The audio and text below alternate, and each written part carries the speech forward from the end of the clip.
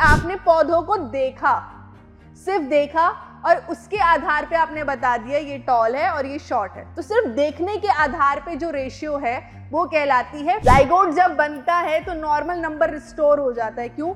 Gamete पापा से आ रहा है, गैमीट मम्मी से आ रहा है। पापा के गैमीट में 23 क्रोमोसोम, मम्मी के गैमीट में 23 क्रोमोसोम, बच्चे में टोटल 46 क्रोमोसोम। लाइफ में इनका चलता रहता है। आज अब मेरा लड़की बनने का मन नहीं है, चलो मैं लड़का बन जाता हूँ। ओ लड़का बन गए, अब मैं लड़का बन के बोर हो गया, चलो लड़की बन जाते हैं। ओ लाइफ टाइम में अपना सेक्स चेंज कर रहे हैं। इनका मन कर रहा है लड़का बने रहने का, लड़का बन रहे हैं। मन कर रहा है लड़की बने रहने का, लड़की बन रहे हैं। इनकी मर्जी चल रही है भाई साहब। ह्यूमन मेल पेरेंट कौन सा क्रोमोसोम कंट्रीब्यूट करेगा, ये डिसाइड करेगा कि भैया the baby will be a male और a female. Hello students, welcome back to restart channel. आज पढ़ने वाले हैं चैप्टर 8 विच इज हेरिडिटी। आप जानते हो ये चैप्टर थोड़ा लेंदी चैप्टर था, इसमें एवोल्यूशन वाला पार्ट भी था, बट सीबीएसई ने इसको कर दिया है रैशनलाइज। सो आप लोगों के लिए अच्छी बात है कि चैप्टर छोटा हो गया है। बट अगर आप इसका वेटेज देखते हो ना बोर्ड एग्जाम में, तो वही अप्रॉक्सीमेटली 7 मार्क्स के आसपास रहता है। सो वैसे तो 2-3 पन्नों का ही पेपर है, बट चैप्टर है, बट अगर आप देखो कि 7 मार्क्स का क्वेश्चन अगर इसमें से आ रहा है तो इसकी वेटेज अच्छी खासी है ना। ऑल्सो पहले के चैप्टर्स की तरह प्योरली थ्योरेटिकल नहीं है, it's a blend of science and maths. कुछ मैथ्स भी यहाँ पर लगती है, राइट। सो देखते हैं, without wasting any more further time, let's get started. So now you see this image and try to relate heredity. जब मैं बात कर रही हूँ हेरिडिटी की, कुछ ऐसा है जो आपको विरासत में मिला है, ठीक है। वो विरासत में क्या मतलब, प्रॉपर्टी तक नहीं जा रहे अभी हम हमारे करेक्टर्स की बात करते हैं, हमारे जीन्स की बात करते हैं, ठीक है। So just see this example. इस एग्जाम्पल में आपको क्या दिख रहा है? He is a father, she is a mother, right. And जब बच्चे को हम देखते हैं ना, बच्चा पूरे तरीके से पापा जी की तरह दिख रहा है, ना बच्चा पूरे तरीके से मम्मी जी की तरह दिख रहा है। समथिंग नोवल कॉम्बिनेशन, कुछ नया ही बन चुका है ना। बट अगर आप कुछ फीचर्स देखो वो रिजेंबल करेंगे। यहाँ पे हेयर जो है, हेयर इज समवट मतलब पापा की तरह है। देन नोज अगर आप कंपेयर करो तो वो पापा की तरह है, बट स्माइल वाला हिस्सा अगर आप देखते हो, जॉ वाला हिस्सा देखते हो, तो वो मदर की तरह है ना। सो बच्चे में पापा के भी फीचर्स हैं और मदर के भी फीचर्स हैं। Okay, next example. ये कुछ ऐसा लग रहा है हमारे प्लैनेट का नहीं है, बट एग्जाम्पल है तो जस्ट टेक इट। तो he is the father, she is the mother, and ये बच्चा है, ठीक है। अगेन वही सेम चीज आपको देखने को मिलेगी कि ना पूरे तरीके से पापा को रिजेंबल करे ना मदर को। कुछ न्यू कॉम्बिनेशन बन के निकला है, बट कुछ फीचर्स दोनों के उसमें होंगे, है ना। आगे चलेंगे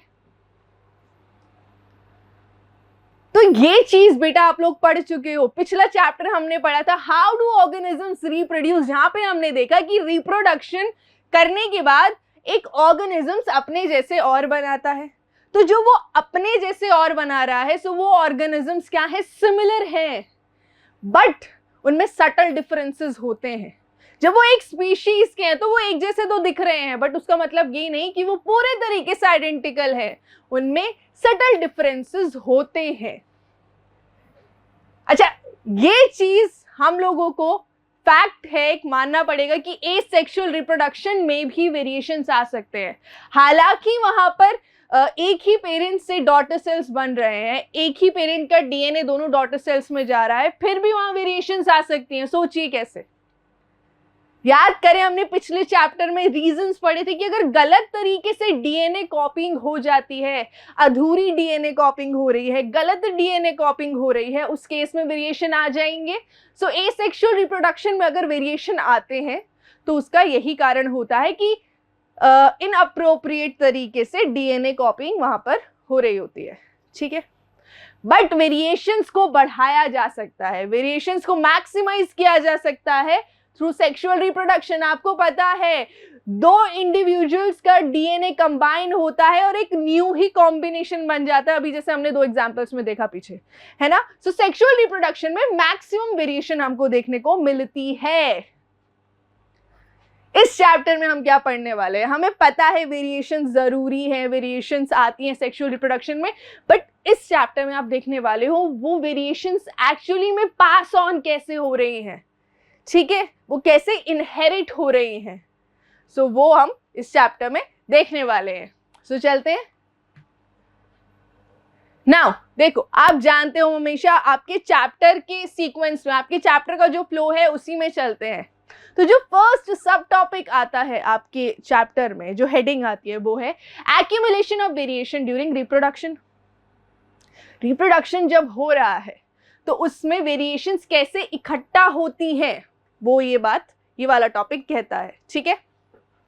यहाँ पर देखिए, सबसे पहले तो वेरिएशंस को देखते हैं। वेरिएशंस क्या क्या है? अगर मैं ह्यूमंस की बात कर रही हूँ तो आप क्या देखते हैं? ह्यूमंस में अलग अलग आई कलर हम ऑब्जर्व कर रहे हैं, राइट। ये बहुत कॉमन फीचर है, बहुत कॉमनली आपको देखने को मिलता है डिफरेंट आई कलर। या फिर मैं डॉग्स की बात करूँ, डॉग्स की अलग अलग ब्रीड्स आपको देखने को मिलती है, right. Pomeranian we have, German shepherd, और कौन कौन से होते हैं, golden retriever, and number of breeds we all know, right. So ये वेरिएशन है, ये वेरिएशन है। आगे चलते हैं। Then you see the differences in the beaks of the bird.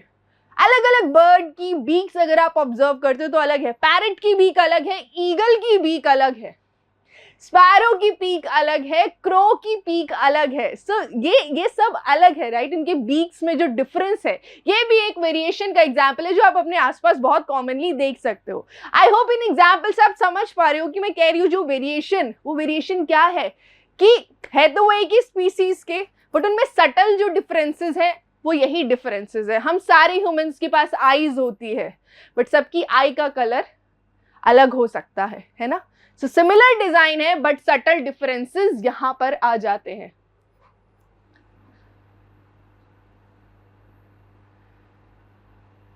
Now inheritance, जब विरासत में मुझे अपने पेरेंट्स से कैरेक्टर्स मिल रहे हैं, तो उसमें क्या चीज मुझे मिलती है? देखो, एक बेसिक बॉडी डिजाइन मिलेगा कि आंख, नाक, कान, मुंह, ये सब तो मिलेगा, बट इसकी जो डिजाइन है उसमें डिफरेंसेस हो सकते हैं, ठीक है। सो इनहेरिटेंस में आपको बेसिक बॉडी डिजाइन तो मिलता ही मिलता है ना, बट कुछ चेंजेस के साथ मिलता है, कुछ सटल डिजाइन्स के साथ आपको मिलता है। देन ये जो वेरिएशन है, ये कैसे, देखो जमा कैसे हो रही है, प्रीवियस जनरेशन से अगली वाली जनरेशन में गई, फिर इस जनरेशन से नेक्स्ट जनरेशन में जाएगी। तो देखो, एक जो पुरानी वेरिएशन है वो तो आगे जाती ही जा रही है, बट साथ साथ में न्यू वेरिएशंस भी तो एडअप होगी ना। जैसे ये जो फर्स्ट वाली जनरेशन थी, इसमें जब डीएनए कॉपिंग हो रही थी तो इसमें भी तो कुछ वेरिएशन आई होंगी। तो फर्स्ट जनरेशन में क्या मैं बोल सकती हूँ कि इस फर्स्ट जनरेशन में प्रीवियस जनरेशन की वेरिएशंस तो है ही है, प्लस इसके खुद के समय न्यूली क्रिएटेड वेरिएशंस होंगी। ऐसे ही आगे वाले में सेकेंड जनरेशन में भी यही हो रहा है कि उसको प्रीवियस जनरेशन की वेरिएशंस मिली, फर्स्ट जनरेशन की भी सारी वेरिएशंस मिली, साथ साथ जब इसका डीएनए कॉपिंग हो रही थी तो उसके समय भी कुछ न्यूली क्रिएटेड वेरिएशंस आई होंगी, वो भी इसको मिली, ठीक है। सो इस तरीके से देख रहे हो कि ये वेरिएशंस कैसे चलती जा रही हैं। एक जो बन गई वो तो पास ऑन हो ही रही है, उसके साथ कॉन्टिन्यूसली न्यू वेरिएशंस भी तो एडअप हो ही रही है ना। मतलब सोचो कितना डाइवर्सिटी, इतना जो डाइवर्सिटी आप अपने आसपास देख रहे हो, उसका रीजन क्या है? ये वेरिएशन ही तो है ना। एसेक्सुअल रिप्रोडक्शन में माइनर डिफरेंसेस आ सकते हैं। अभी हमने देखा एसेक्सुअल रिप्रोडक्शन में वेरिएशन आ सकती है। क्यों आ सकती है? सोचिए क्यों आ सकती है? क्योंकि डीएनए कॉपिंग में एरर आ सकता है। और जब मैं सेक्सुअल रिप्रोडक्शन की बात करी तो वहां पे तो भरमार है वेरिएशंस की, वहां तो भरमार है। Every single time two individuals mate और दे प्रोड्यूस ऑफस्प्रिंग, वो कुछ न्यू ही कॉम्बिनेशन होता है। इसी बात पे एक सवाल हो जाए, do all the variations have equal chance of survival? जितनी भी वेरिएशंस आपको देखने को मिलती हैं ऑर्गेनिजम्स में, क्या सबके पास इक्वल चांस है सर्वाइवल का? What do you think? Obviously not. अगर आप देखो कि जो वेरिएशंस को अगर आप ऑब्जर्व करो, अलग अलग जो वेरिएशंस हैं वो क्या होता है, डिफरेंट इंडिविजुअल्स में डिफरेंट वेरिएशंस होती हैं, है ना। जैसे अगर आप देखो कुछ ऑर्गेनिजम्स में, चलो बर्ड्स का एग्जांपल ले रहे हैं, बर्ड्स में अलग अलग तरीके की बीक्स होती हैं। सो क्या वो अलग अलग तरीके की बीक्स सब में इक्वल चांस होता है, मतलब अडेप्टेशन का या फिर वेरिएशन का या फिर सर्वाइवल का? नहीं, वो सबके लिए अपने अपने लेवल पर असरदार है। Selection of variants by environment, nature, कुदरत बहुत स्मार्ट है, कभी भी अंडर एस्टिमेट मत करो। ठीक है, आप टेक्निकली या टेक्नोलॉजी के थ्रू बहुत वाइज हो रहे हो, बट कभी भी जो हमारी फर्स्ट चीज है, जो प्राइमरी चीज है, नेचर, कुदरत, उसको अंडर एस्टिमेट नहीं करना चाहिए। आपको पता है नेचर भी अपने लेवल पर सिलेक्शन करती है, जिसे नेचुरल सिलेक्शन बोला जाता है। सो वो जो नेचुरल सिलेक्शन करती है वो ही एक्चुअली एवोल्यूशन का पार्ट है। Nature he end of the day will decide कि किस वेरिएशन को आगे भेजना है, किसको आगे नहीं भेजना है। कौन सी वेरिएशन खतरनाक है तो उसे वहीं पे खत्म कर दो। आपको एक एग्जाम्पल समझाती हूँ, उसका एग्जाम्पल समझने की कोशिश करना। ये बात है 1800 की, 1800s, उस वाला जो सेंचुरी था, उस समय इंग्लैंड में बहुत तगड़ी इंडस्ट्रियल रेवोल्यूशन हुआ था। मतलब बहुत ज़्यादा लार्ज स्केल पे इंडस्ट्रीज वहाँ डेवलप हुई थी, जिसके कारण इन्वायरमेंट में चेंजेस ऑब्जर्व किए गए। अगर मैं इंडस्ट्रियल रेवोल्यूशन के पहले की बात करूँ, प्री इंडस्ट्रियल रेवोल्यूशन एरा की बात करूँ, तो उस समय क्या होता था, वहाँ पर जो मॉथ होते थे बेटा, जो मॉथ होते थे वाइट कलर के होते थे। ठीक है, वो वाइट कलर के मॉथ होते थे, वाइट नहीं बोलूंगी, ऑफ वाइट कलर के मॉथ होते थे। ठीक है, तो उनको क्या होता था, जब वो ट्री पर या जब वो कहीं पर भी घूमते थे, उन्हें एक तरीके का कैमोफ्लाज मिल जाता था, वो बच जाते थे। ठीक है, बट जैसे ही इंडस्ट्रियल रेवोल्यूशन एरा आया, उस समय क्या हुआ, क्योंकि इंडस्ट्रीज से भर भर के सूट निकलता था, कार्बन निकलता था जो नेचर में ब्लैक होता है। सो देखा गया ट्रीज पर ब्लैक डेपोजिशन आ गया, या फिर इन्वायरमेंट में ब्लैक चीजें ज्यादा बढ़ गई। तो अब क्या हुआ, अब ये जो व्हाइट मॉथ थे वो बहुत इजीली विजिबल थे। आप सोचिए, ब्लैक के ऊपर ऑफ वाइट बहुत कॉन्ट्रास्टिंग सा है ना, सो बहुत इजीली विजिबल हो गए वो मॉथ, और उन्हें बहुत जल्दी ही उनका शिकार किया गया, और उनकी जो पूरी पॉपुलेशन थी उसमें डिक्रीज देखा गया। वहीं साथ साथ एक और वेरिएंट था इस मॉथ का, ब्लैक कलर का वेरिएंट था। ये ब्लैक कलर का वेरिएंट प्री इंडस्ट्रियल एरा में बहुत ज्यादा एविडेंट नहीं था, या इसकी आबादी बहुत ज्यादा नहीं थी, बट इंडस्ट्रियल रेवोल्यूशन एरा में देखा गया कि ये जो ब्लैक कलर का मॉथ था, क्योंकि इसको अब कैमोफ्लाज मिल रहा था, इसको फायदा हो रहा था, ये ब्लैक बैकग्राउंड पे छुप जाता था तो ये दिखता नहीं था इजीली, अब इसकी आबादी बढ़ने लगी। सो ये एक एग्जाम्पल है नेचुरल सिलेक्शन का, कि कैसे व्हाइट वाले मोथ वर नॉट एडवांटेजिनियस नाउ, अब वो अपने एनवायरनमेंट के अनुसार बहुत फिट नहीं थे। ठीक है, तो नेचर ने क्या किया, हटाओ इनको, एलिमिनेट करवा दिया उन्हें, और वही जो फिट थे अपने एनवायरनमेंट के हिसाब से, जिन्हें कैमोफ्लाज मिल रहा था, वो सरवाइव करे और उन्होंने अपनी आगे पॉपुलेशन बढ़ाई। सो ये एक एग्जाम्पल है कैसे एवोल्यूशन होता है। ठीक है, so I hope you are able to understand this. आगे बढ़ेंगे। इन टेक्स्ट क्वेश्चन, मतलब जरा सा पैराग्राफ हमारा कवर होता नहीं है, एनसीईआरटी उठा के तुम्हें क्वेश्चंस दे देती है। चलो देख लो ये क्वेश्चन। पहला क्वेश्चन है, अगर ट्रेट ए है, अच्छा प्लीज ऐसे मत सोचना ये ट्रेट वर्ड क्या है, I will explain you this. For now please understand कि एक तरीके का फीचर है, एक फीचर की उससे समझ लो, बाकी आगे हम लोग इसको डेप्थ में डिस्कस करेंगे एक्चुअल में ट्रेट क्या होता है। यहाँ पे मान लो एक फीचर ए है जो एग्जिस्ट कर रहा है 10% of the population, and then trait B है जो एग्जिस्ट करता है 60% ऑफ द पॉपुलेशन, है ना। सो कौन सा फीचर है वो पहले आया होगा, सोचो कौन सा फीचर है। जो बी है वो तो सिर्फ 10% लोगों तक फैला हुआ है, और जो ए है वो 60 आई एम सॉरी मैंने उल्टा बोल दिया, जो फीचर ए है वो सिर्फ 10% आबादी में फैला हुआ है, और जो फीचर बी है वो 60% आबादी में फैल चुका है। ऑब्वियस सी बात है, जो हमारा ये ट्रेट बी है या जो हमारा फीचर बी है जो ज्यादा पॉपुलेशन में स्प्रेड हो चुका है, ऑब्वियसली वो पहले आया होगा, वो पहले आया, फिर उस वाले वेरिएंट में ज्यादा रिप्रोडक्शन हुई, ज्यादा रिप्रोडक्शन होने से उनकी पॉपुलेशन बढ़ गई, that is why trait B. Next question, how does the creation of variation in a species promote survival? पढ़ चुके हैं यार वैसे हम ये, बट क्योंकि इंपॉर्टेंट क्वेश्चन है इसीलिए दोबारा से नेक्स्ट चैप्टर में भी ये क्वेश्चन आपको दे दिया गया है। तो देखो यार, सबसे पहले जब वेरिएशन होती है, so an individual is able to better adapt to its environment, तो इसको लिख लेंगे, हेल्प्स इंडिविजुअल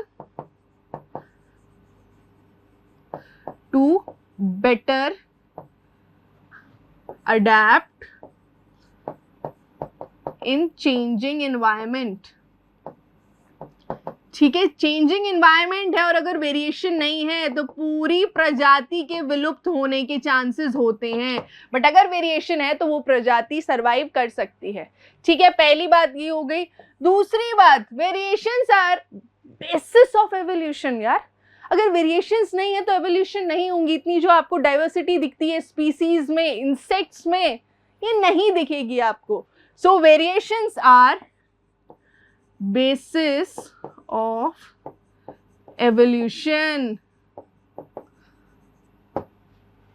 ठीक है, I think these 2 points will be suffice. ठीक है, काफी है ये 2 points हमारे लिए। So ये हो गए हमारे इन टेक्स्ट क्वेश्चंस। आगे बढ़ते हैं। Heredity. It's time to actually define heredity क्या होती है। Now as per your book, as per NCERT, ये एनसीईआरटी की लाइन है, सीधा हूबहू छेप दिया मैंने यहाँ पे। Rules of heredity determine process by which traits and characteristics are reliably inherited. आसान भाषा में बोलूं so heredity is the process by which characteristics and traits are passed on to next generation. ये एक ऐसी प्रोसेस है, ऐसी प्रक्रिया है जिससे जो फीचर्स होते हैं, जो करेक्टरिस्टिक्स होते हैं, वो एक पीढ़ी से दूसरी पीढ़ी में जाते हैं। ठीक है, सो इट्स अ प्रोसेस। अब समझते हैं जीन क्या है, और जीन को समझ लोगे तो अलील समझ में आ जाएगा, जो आगे बहुत ज्यादा टर्म यूज होने वाला है। ठीक है, अगर मैं बात करती हूँ बेटा जीन की, जीन क्या है? देखो, डीएनए होता है, ये डीएनए होता है। डीएनए का एक पीस, एक टुकड़ा, ठीक है, एक टुकड़ा जो कि एक प्रोटीन बना रहा है, जो कि एक तरीके का प्रोटीन बना रहा है। नाउ दैट हिस्सा, that piece of DNA will be called gene. So आप सोच सकते हो डीएनए में कितने ज्यादा जीन्स होते हैं। अगर मैं एवरेज बात करूं तो एवरेज एक स्टडी से पता चलता है कि ह्यूमन डीएनए में तकरीबन 25 से 30,000 जीन्स होते हैं, मतलब 25,000 to 30,000 genes are present in human DNA. ठीक है, तो ये बात हो गई, ये तो हो गया जीन। अब मैं इसका एग्जाम्पल देती हूँ। लेट्स सपोज एक एग्जाम्पल ले लो, gene for height. Gene for height,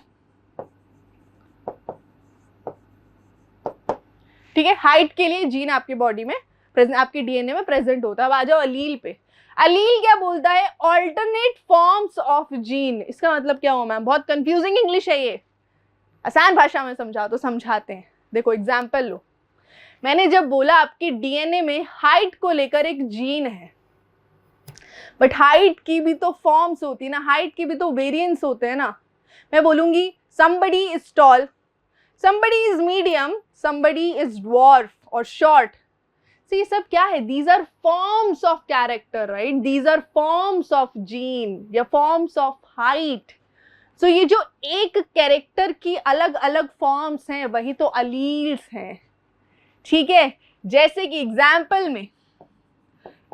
में लिख सकती हूँ टॉल हाइट, मीडियम हाइट,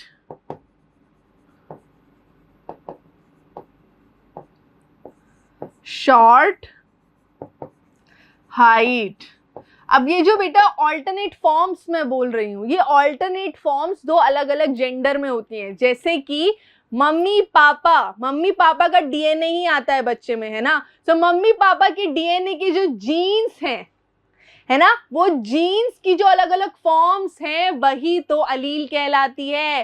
माने एक अलील आपको मम्मी से मिलता है, एक अलील आपको पापा से मिलता है, और वो दो अलील मिलकर एक जीन बनाते हैं।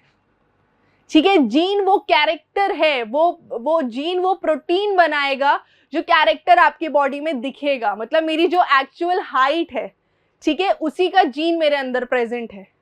बट याद रखना उसकी अलग अलग फॉर्म्स हो सकती है। मम्मी में लेट्स सपोज टॉल वाला फॉर्म था, पापा में भी लेट्स सपोज टॉल वाला फॉर्म था, ठीक है। या फिर लेट्स सपोज पापा में टॉल वाला फॉर्म था, मम्मी में मीडियम वाला फॉर्म था, और मेरे अंदर वही मीडियम वाला फॉर्म आया है, ठीक है। सो इस तरीके से जो अलग अलग फॉर्म्स हैं हमारे जीन की, वही अलील कहलाती है। अभी इसे यहीं तक समझ लो। आगे एग्जाम्पल्स जब करेंगे ना, जब वो हम एक्सपेरिमेंट्स देखेंगे मेंडल भैया के, तो वहां पे इस चीज को बेटर समझ पाओगे, वहां दोबारा समझा दूंगी। ट्रेट और कैरेक्टर, यहाँ पे ना एसोसिएशन समझ लो। जब मैं यहाँ बात करूंगी ना कैरेक्टर की, कैरेक्टर बोले तो जीन, और जब मैं ट्रेट बात करूंगी तो ट्रेट मतलब कि अलील। इसको इस तरीके से समझो। मैंने क्या बोला, हाइट, हाइट के लिए जीन होता है, height will be a character.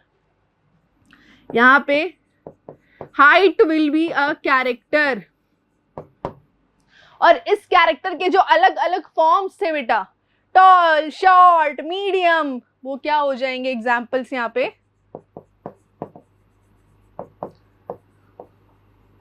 ये ट्रेट्स, आई एम सॉरी, ये हमारे ट्रेट हो जाएंगे, ठीक है। मतलब लेट्स सपोज और एग्जाम्पल्स लेते हैं।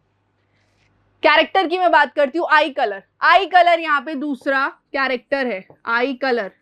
अब आई कलर की फॉर्म्स सोचो, black, brown, blue, grey, hazel, green, ये सब क्या है, ये ट्रेट्स है, ठीक है।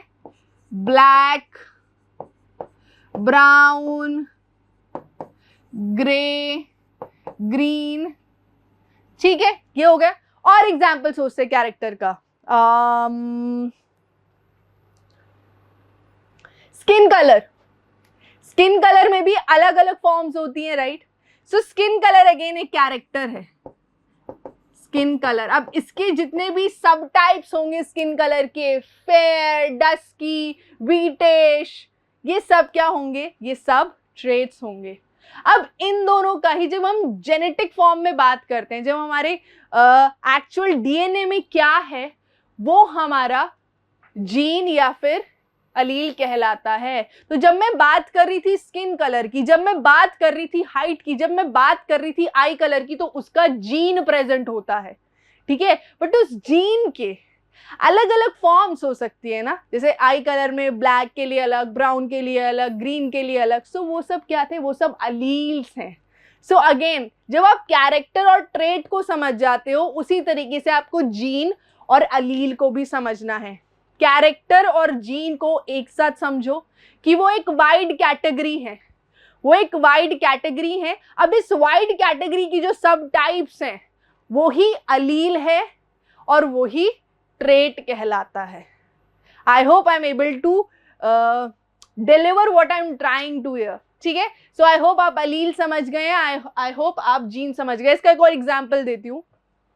जीन फॉर ब्लड ग्रुप होता है, ब्लड ग्रुप अगेन कैरेक्टर है, ब्लड ग्रुप अगेन कैरेक्टर है, और उसका जीन प्रेजेंट होता है। और जब मैं इसकी बात कर रही हूँ ट्रेट्स की या अलील्स की, तो देखो ब्लड ग्रुप की टाइप्स होते हैं, ए, डी, ए, बी, ओ। सो वो क्या हो जाएंगे, वो ट्रेट्स हो जाएंगे, और यहाँ पर वो अलील्स हो जाएंगे। सो जो मल्टीपल डिफरेंट कॉपीज हैं जीन की, वो अलील हैं, और जो हमारी कैटेगरीज हैं, कैरेक्टर्स की जो सब टाइप्स हैं, वो हमारे यहाँ पर ट्रेट्स हो जाएंगे। आई होप आप समझ पा रहे हो। बस याद रखना कैरेक्टर और जीन का रिश्ता है, और यहाँ पर ट्रेट और अलील का रिश्ता है। तो मैंने यहाँ लिखा भी हुआ है, ठीक है। Inheritable features influenced by genes, और यहाँ पर क्या लिखा है, forms of a feature associated with allele, ठीक है। आगे चलेंगे।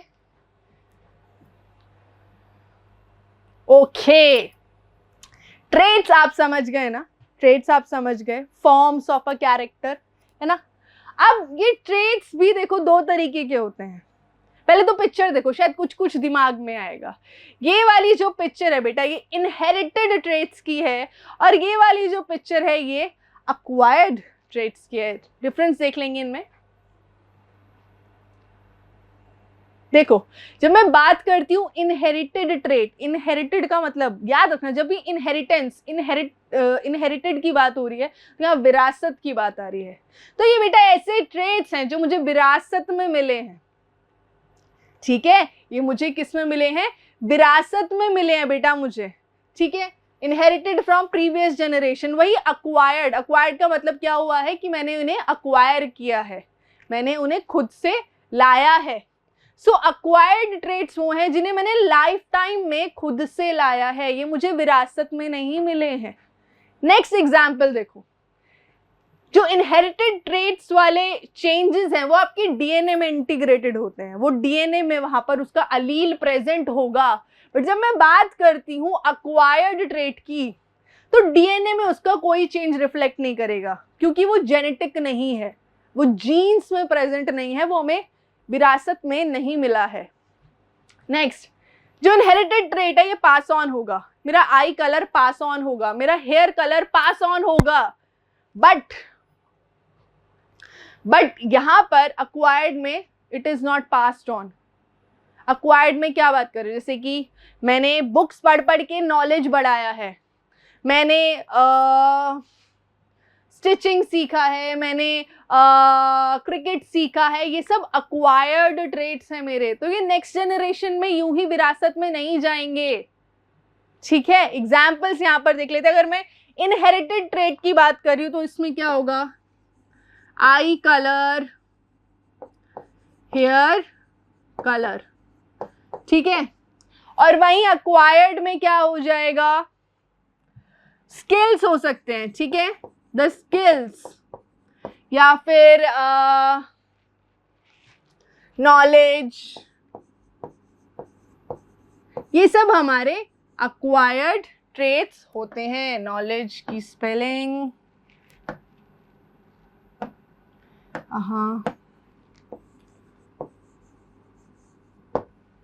आई होप आपको इनहेरिटेड और अक्वायर्ड ट्रेट्स में डिफरेंस समझ में आ गया होगा। एक बार पिक्चर देखो तो और समझ में आ जाएगा तुम्हें। अब यहाँ पे क्या था, ये जो ईयर की शेप है, ईयर शेप क्या होती है? डिफरेंट डिफरेंट होती है। सो ये जेनेटिक है, ये पास ऑन होगा, इसका जीन दिखता है डीएनए में। पर मैं बात कर रही हूँ मोटापे की, फैट, ओबेसिटी की, तो ये तो अक्वायर करता है ना पर्सन अपने फूड हैबिट से, अपने लाइफस्टाइल से। So this is an acquired trait, whereas the shape of ear, this is inherited trait. बात करते हैं यहाँ पर उस इंसान की, उस शख्स की जिसकी वजह से हमें पढ़ने को मिल रहा है कि कैसे मैं अपनी मम्मी पापा दोनों से रिजेंबल करती हूँ, बट दोनों में से एक की तरह पूरी तरह नहीं दिखती हूँ। तो ये जो अंडरस्टैंडिंग हमें मिल रहा है आज, जो ये हम समझ पा रहे हैं, वो हम किन की वजह से समझ पा रहे हैं? इन सर की वजह से, जिनका नाम है Gregor Johann Mendel. He is also known as father of genetics. Father of genetics. Genetics क्या होता है? Genetics is study of heredity and inheritance. Study of heredity and study of heredity and inheritance is genetics. And father of genetics कौन हो गए हमारे? ये sir Gregor Johann Mendel. इन्हें Mendeleev से प्लीज कंफ्यूज मत किया करो यार, वो केमिस्ट्री के पीरियोडिक टेबल वाले हैं। आधे बच्चे कंफ्यूज रहते हैं, मेंडलीव और मेंडल सेम है। नहीं है भैया, वो मेंडलीव हैं, लीव, ये मेंडल हैं, ठीक है। ये बायोलॉजी वाले हैं, ये जेनेटिक्स वाले हैं। तो इनकी थोड़ा सा इनका बैकग्राउंड जान लेते हैं। इतना तो डिजर्व करते हैं ना यार, ये तुम लोगों को कितना अच्छा इन्होंने कंट्रीब्यूशन दिया है, इतना डिजर्व करते हैं थोड़ा सा इनके बारे में जाना जाए। तो सबसे पहले मोनास्ट्री में पढ़ते थे ये देखो कौन से साल की बात कर रही हूँ मैं, 1822। तो तब इतना डेवलप्ड नहीं था सिस्टम, ठीक है, इतना डेवलप्ड सिस्टम नहीं था। तो वो मोनास्ट्री में पढ़ते थे पहले। मोनेस्ट्री से पढ़ने के बाद वो कहाँ शिफ्ट हुए? यूनिवर्सिटी ऑफ वियना, यूरोप में वियना है, यूनिवर्सिटी ऑफ वियना में पढ़ते थे। वहां पे इन्होंने 2 सबसे कठिन सब्जेक्ट पढ़े, मैथ्स और science, and then he failed, वो फेल हो गए थे। बट फेल होने से उनका डिटर्मिनेशन खत्म नहीं हुआ, उनकी क्यूरियोसिटी खत्म नहीं हुई। मतलब उनके लिए ऐसा था कि भैया ठीक है तुमने मुझे फेल कर दिया, that is fine, but this would not diminish my interest. मेरे इंटरेस्ट पे इसका कोई असर नहीं पड़ने वाला है। मुझे कोई चीज़ पसंद है तो वो इस वजह से पसंद नहीं है क्योंकि मेरे उसमें नंबर अच्छे आते हैं, मुझे वो पसंद है क्योंकि मुझे वो पसंद है। समझ रहे हो? यहाँ पर वो वाला कॉन्सेप्ट लगाया इन्होंने। फेल हो गए थे बट उसके बाद भी मैथ साइंस पे गिव अप नहीं किया, दोबारा से मोनास्ट्री चले गए। He went back to monastery and यहाँ पर he started growing peas। यहाँ पे इन्होंने मटर के पौधे उगाने शुरू करे। इसीलिए नहीं कि कुछ काम धंधा नहीं है तो चलो खेती बाड़ी करते हैं, नहीं, एक क्यूरियोसिटी के साथ। जब इन्होंने ये मटर उगाने चालू करे, मटर के पौधे है ना, उन्होंने ऑब्जर्वेशंस ली कुछ। वो ऑब्जर्वेशन क्या थी? उन्होंने मैथ्स और साइंस को ब्लेंड किया, इस नॉलेज को ब्लेंड किया उन्होंने और काउंट रखा। ये जितने भी पौधे उग रहे थे उनमें जितने भी ट्रेड्स थे उन सबका काउंट रखा उन्होंने। समझ रहे हो कि 50 पौधे उनकी हाइट टॉल है, 10 पौधे उनकी हाइट शॉर्ट है। मतलब इस तरीके से जो भी फीचर दिख रहा था उसका काउंट रखा, उसका नंबर रखा। ये अभी तक इस तरीके से एक्सपेरिमेंट्स किसी ने नहीं किए थे। He was the first one जो यहाँ पर साइंस को यूज कर रहा है और मैथ्स को भी यूज कर रहा है, बिकॉज यहाँ पर वो नंबर काउंट रख रहे थे। ठीक है, एंड देन ये सब करके, इन एक्सपेरिमेंट्स को करके ही उन्होंने हमें फाइनली लॉज ऑफ इनहेरिटेंस दे दिए, rules of laws of inheritance, जो कि हमारा नेक्स्ट टॉपिक भी है। ठीक है, बुक का ही टॉपिक है। सो यहाँ पर आप जानते हो, सिंस आपने अभी देखा मेंडल सर ने क्या किया, उन्होंने इतने सारे पौधों को उगाया, फिर उन पौधों का प्रॉपर तरीके से काउंट रखा। यार समझ रहे हो कि इतने में वायलेट फ्लावर्स आए, इतने में वाइट फ्लावर्स आए, इतने के जो पॉड थे वो इस शेप के थे, उसके पॉड उस शेप के थे। मतलब पूरा उन्होंने उस चीज को ही wrote it down and kept the record. Now, after his observations, he concluded कि जो फीमेल है और जो मेल है वो इक्वल डीएनए कंट्रीब्यूट करते हैं ऑफस्प्रिंग में। जो बच्चा पैदा होता है उस बच्चे में 50% डीएनए फादर का होता है और 50% ही डीएनए मदर का होता है। ये उन्होंने कंक्लूड किया था, जो कि अभी तक हम ऑब्जर्व करते हैं, जो एक्चुअली अप्लाई होता भी है। तो हर जो ट्रेट है बेटा वो तो दोनों से इन्फ्लुएंस होगा। अगर मैं बात कर रही हूं आई कलर की, सो आई कलर पापा का ब्लैक है, मम्मी का ब्राउन है। ये दोनों अलील्स बच्चे में प्रेजेंट है। बच्चे में ब्लैक का भी अलील है, बच्चे में ब्राउन का भी अलील प्रेजेंट होगा। एक्सप्रेस कौन सा हो रहा है वो दूसरी बात है, बट जब मैं डीएनए में देख रही हूं तो डीएनए में पापा वाली फॉर्म भी है, मम्मी वाली फॉर्म भी है।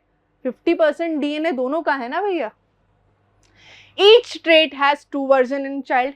इसीलिए हर एक कैरेक्टर के लिए हर एक जीन में 2 ट्रेट प्रेजेंट होते हैं।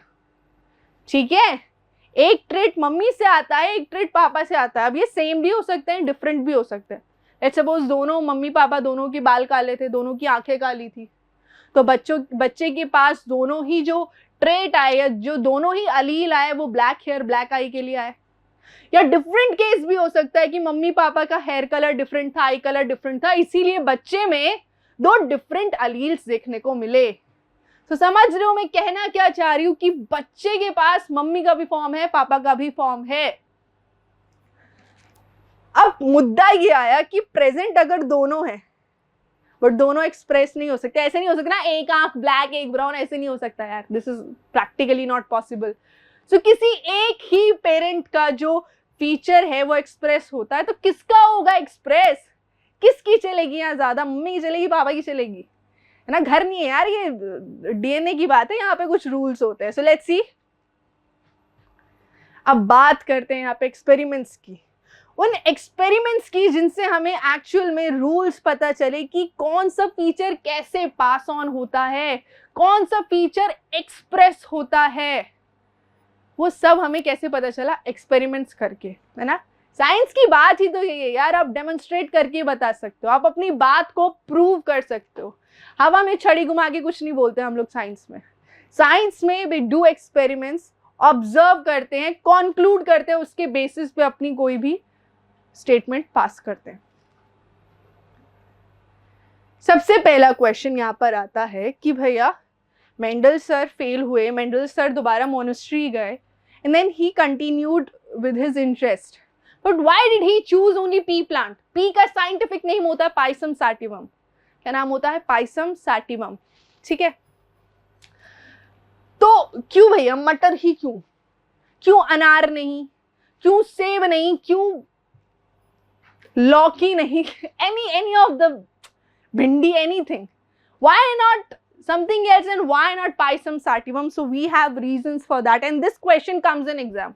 ये क्वेश्चन एग्जाम में पूछ लिया जाता है, भैया क्यों मटर के दाने ही, क्यों कुछ और नहीं, क्यों ऐसा? सो फर्स्ट रीजन इज कि पी प्लांट में हमें 7 कॉन्ट्रास्टिंग ट्रेट्स दिखते हैं, 7 कैरेक्टर्स दिखते हैं हमें, और उन 7 कैरेक्टर्स में कॉन्ट्रास्टिंग ट्रेट्स हमें देखने को मिलते हैं। कौन कौन से? ये देखो यहाँ पे, जब मैं सीड की बात करूं, सीड्स में, तो सीड में आप ऑब्जर्व कर सकते हो सीड का फॉर्म, ठीक है, यहाँ पर कॉटिलिडॉन का फॉर्म, ठीक है। जैसे सीड की शेप हो गई, यहाँ पे राउंड होगा या रिंकल्ड होगा। सीड का कलर क्या होगा? येलो होगा या ग्रीन होगा। फ्लावर का कलर व्हाइट होगा या वॉयलेट होगा। पॉड, पॉड मीन्स जो बाहर छिलका होता है ना, वो छिलका, छिलके का जो शेप है वो कैसा है? फुल है, कंस्ट्रक्टेड है, कलर क्या है? येलो है कि ग्रीन है। ऐसे ही जो स्टेम है, स्टेम में एक तो उसकी हाइट, हाइट में टॉल है कि शॉर्ट है, and then position of flower, position of flower बोले तो कि जो फ्लावर है वो, तो क्लास मोनो हाइब्रिड क्रॉस पर अब हम लोग आ गए हैं, ठीक है। Mono hybrid cross, again in words को ब्रेक करो। मोनो मतलब 1, हाइब्रिड मींस क्रॉस, ठीक है। सो क्रॉस हो गए यहाँ पे पेरेंट्स के बीच में, बट सिर्फ एक करेक्टर को लेकर, समझो। मोनो यहाँ पे जो बोलना चाह रहा है वो करेक्टर बता रहा है कि कितने करेक्टर्स इन्वॉल्व्ड है इधर, ठीक है। ये क्या हो रहा है? 1 सेकेंड। अरे ये इरेज नहीं हो रहा यार।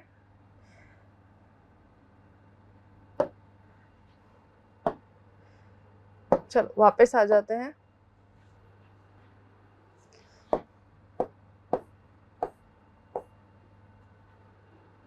Ctrl+Z करूं क्या? Ctrl+Z नहीं हो रहा है। क्या बात है?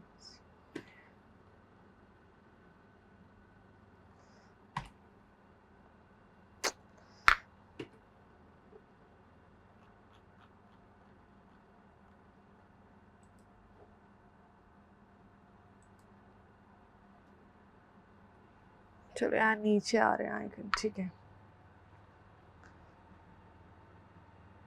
फाइन।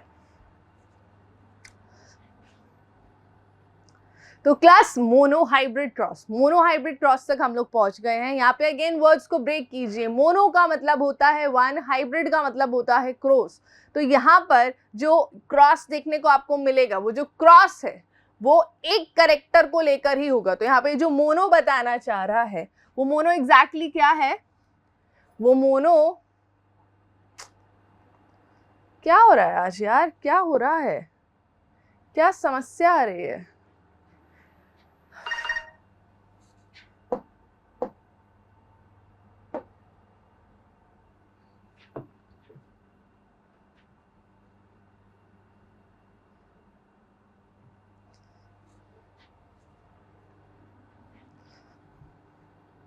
तो क्लास मोनो हाइब्रिड क्रॉस पर हम लोग पहुंच चुके हैं, है ना। सो मोनो हाइब्रिड क्रॉस क्या मतलब, क्या है इस बात का? ब्रेक करते हैं वर्ड्स को। मोनो मीन्स होता है 1, हाइब्रिड का मतलब होता है क्रॉस, सो फिर भी क्या है ये, एक किस चीज का क्रॉस हो रहा है? तो यहाँ पर ये जो मोनो है ये आपको बताना चाह रहा है कि यहाँ पर only one character is involved. यहाँ पे ये जो मोनो है ये आपको कैरेक्टर बता रहा है, सिर्फ एक कैरेक्टर इस क्रॉस में इन्वॉल्व होगा, जो कि क्या है, हाइट। ठीक है, मतलब यहाँ पे जो हम दो इंडिविजुअल्स का क्रॉस देखेंगे ना, उसमें मेजर चीज जो हमें ऑब्जर्व करनी है वो हाइट ऑब्जर्व करनी है कि पेरेंट की हाइट कैसी थी, बालक आगे हुए तो उनकी हाइट कैसे थी। मतलब हाइट यहाँ पर हमारा मेजर ऑब्जर्वेबल करेक्टर होना चाहिए। ठीक है, तो हाइट में भी अब यहाँ पर ट्रेट्स होंगे, है ना। हाइट तो करेक्टर है, हाइट करेक्टर है, उसके ट्रेट्स होंगे। ट्रेट्स क्या क्या है, या तो वो हाइट टॉल हो सकती है या तो वो हाइट शॉर्ट हो सकती है। भैया पी के केस में यही दो ट्रेट्स हैं हमारे पास, टॉल है या शॉर्ट है, जिसे ड्वार्फ भी हम लोग कहते हैं। ठीक है, तो इसी को अब देखना है, इसी को अब हमें देखना है।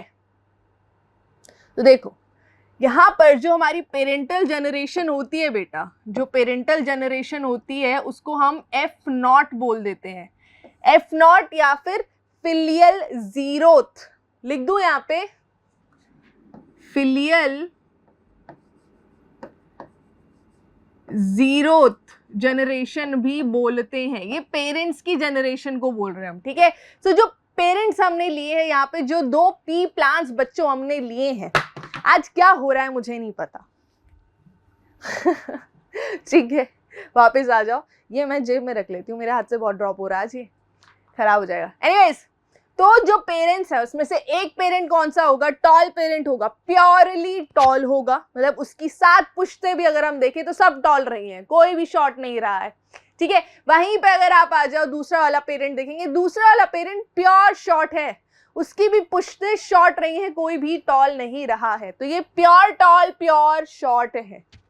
ठीक है, इसकी प्योरिटी आप एक और चीज से देख सकते हैं। यहाँ पर देखिए, जो बेटा टी वाला है, कैपिटल टी जो लेटर है उसको हम टॉल के लिए यूज करेंगे, और जो स्मॉल टी वाला हमारा लेटर है उसको हम शॉर्ट वाले ट्रेट के लिए यूज करेंगे।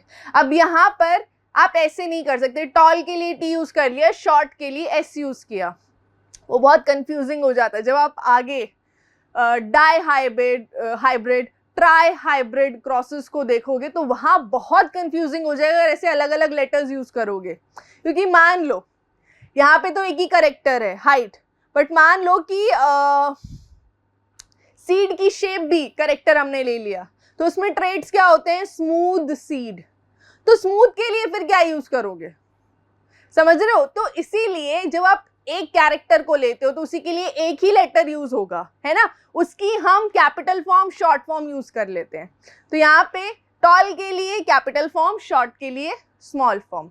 अब देखो दोनों ही अलील्स सेम है, दोनों ही अलील्स सेम है। अब मैं ये जीन्स के टर्म्स में बात कर रही हूं, ठीक है। तो दोनों ही अलील, ये अलील है ना, अलील नंबर 1 अलील नंबर 2 दोनों ही सेम है, माने ये कंडीशन कहलाती है होमोजाइगस कंडीशन। होमोजाइगस कंडीशन आपने केमिस्ट्री में पढ़ा है, होमोजीनस मिक्सचर, सारा कॉम्पोजिशन सेम होता है ना। होमो का मतलब ही होता है बेटा सेम, ठीक है। तो यहाँ पर ये जो होमोजीनस कंडीशन है ये क्यों है, because both the alleles are same.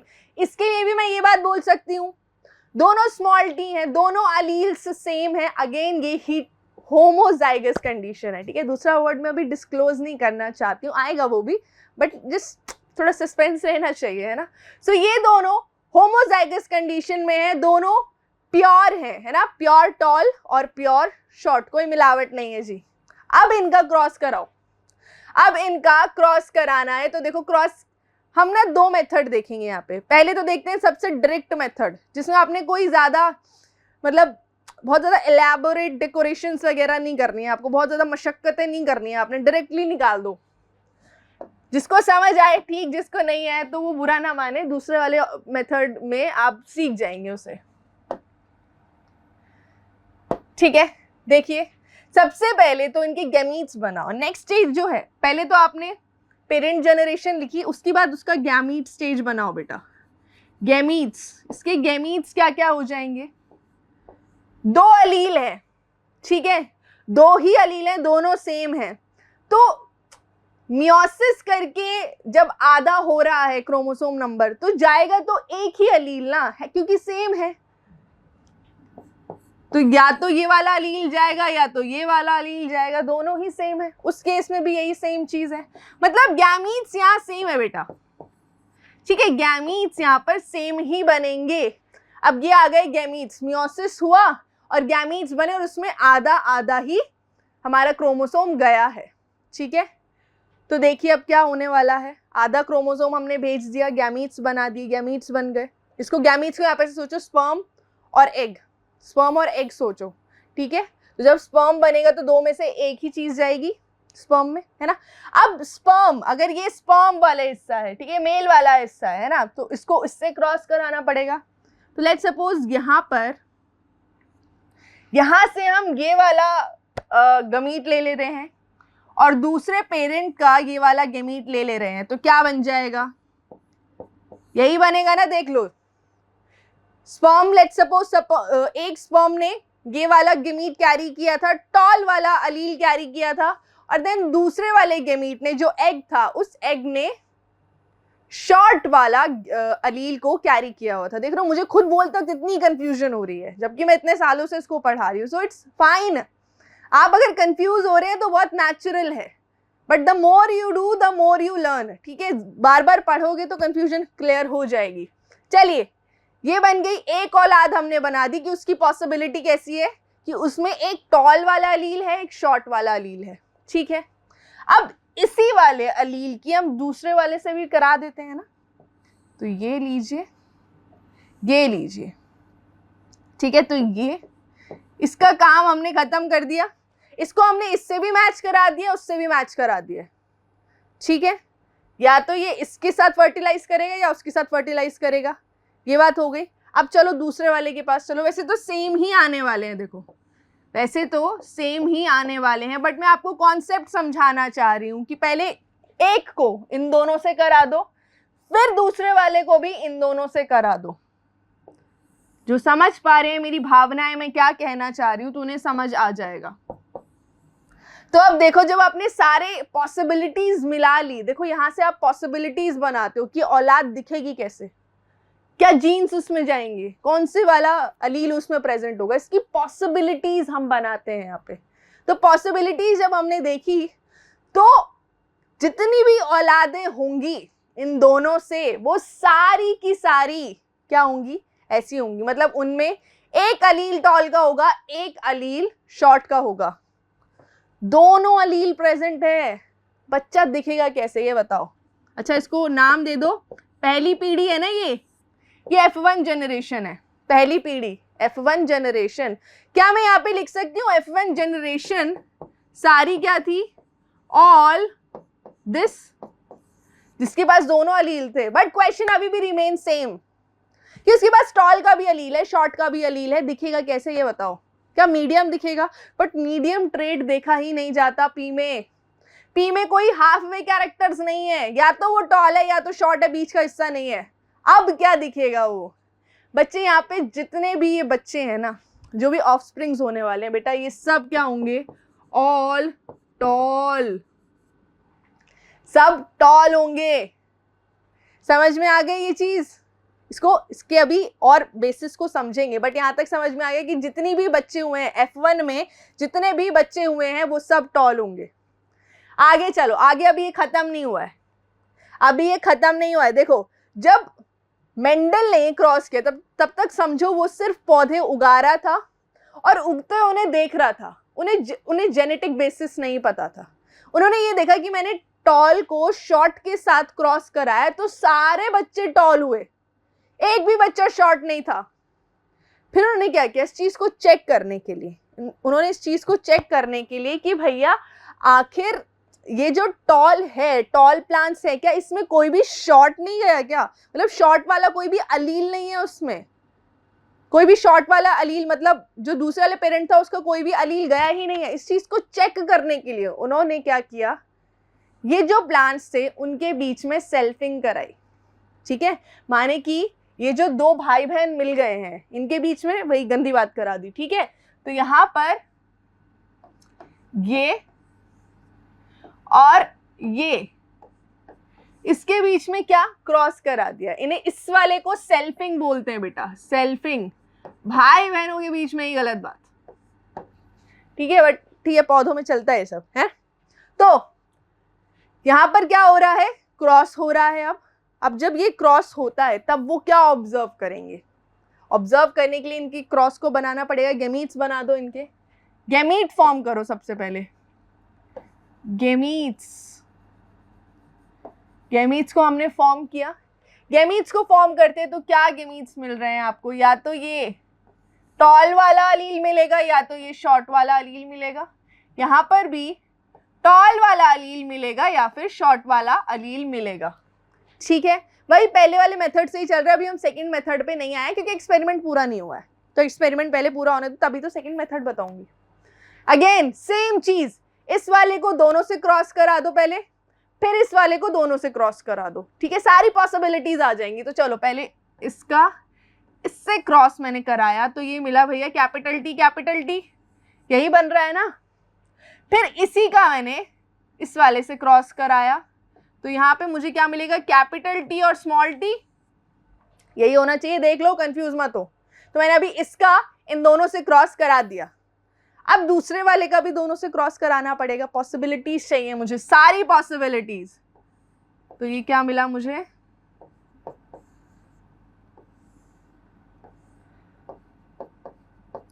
अब देखो ये पॉसिबिलिटीज आ गई, ये कहलाई बेटा नेक्स्ट वाली जनरेशन थी ना, ये इसको F2 जनरेशन बोल दिया, नेक्स्ट पीढ़ी। तो अभी तक आपने F1 जनरेशन देख ली थी जिसमें कोई टॉल नहीं था, और अब ये F2 जनरेशन है। F2 जनरेशन में देखो क्या होता है, F2 जनरेशन में टॉल शॉर्ट आ जाता है। अब जो 1/4 बालक होंगे, 1/4 ऑफ स्प्रिंग्स, अब वो शॉर्ट है यार, वर शॉर्ट।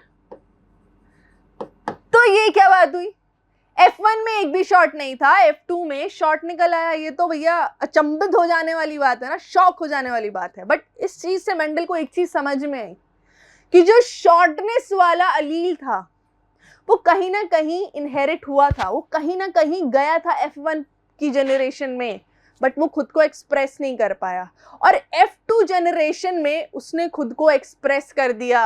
समझ रहे हो मेरी बात, समझ रहे हो। मेंडल ने सोचो ऐसे कैलकुलेशन नहीं की थी, ऐसे वो ग्राफ नहीं बना रहा था, उसको सिर्फ जो दिख रहा था वो उससे अपना आंकलन लगा रहा था कि उसने देखा यार पहली जनरेशन जो सबसे पहली थी, मतलब पेरेंट्स जो थे वो टॉल और शॉर्ट थे। कायदे से बच्चे में दोनों के फीचर आने चाहिए, टॉल और शॉर्ट, बट जो पहली पीढ़ी थी F1 जनरेशन उसमें सब टॉल गए, है ना, माने शॉर्ट कहीं दिखा नहीं। वही F2 जनरेशन में शॉर्टनेस दिखती है। F2 जनरेशन में एक छोटा, मतलब एक तो नहीं, 1/4 जो बच्चे होंगे वो शॉर्ट होंगे। इसका मतलब क्या था कि शॉर्टनेस का अलील तो पास हो रहा था, बट वो खुद को एक्सप्रेस नहीं कर पा रहा था। वो खुद को कब एक्सप्रेस कर पाया, जब दोनों शॉर्टनेस के अलील साथ में आए।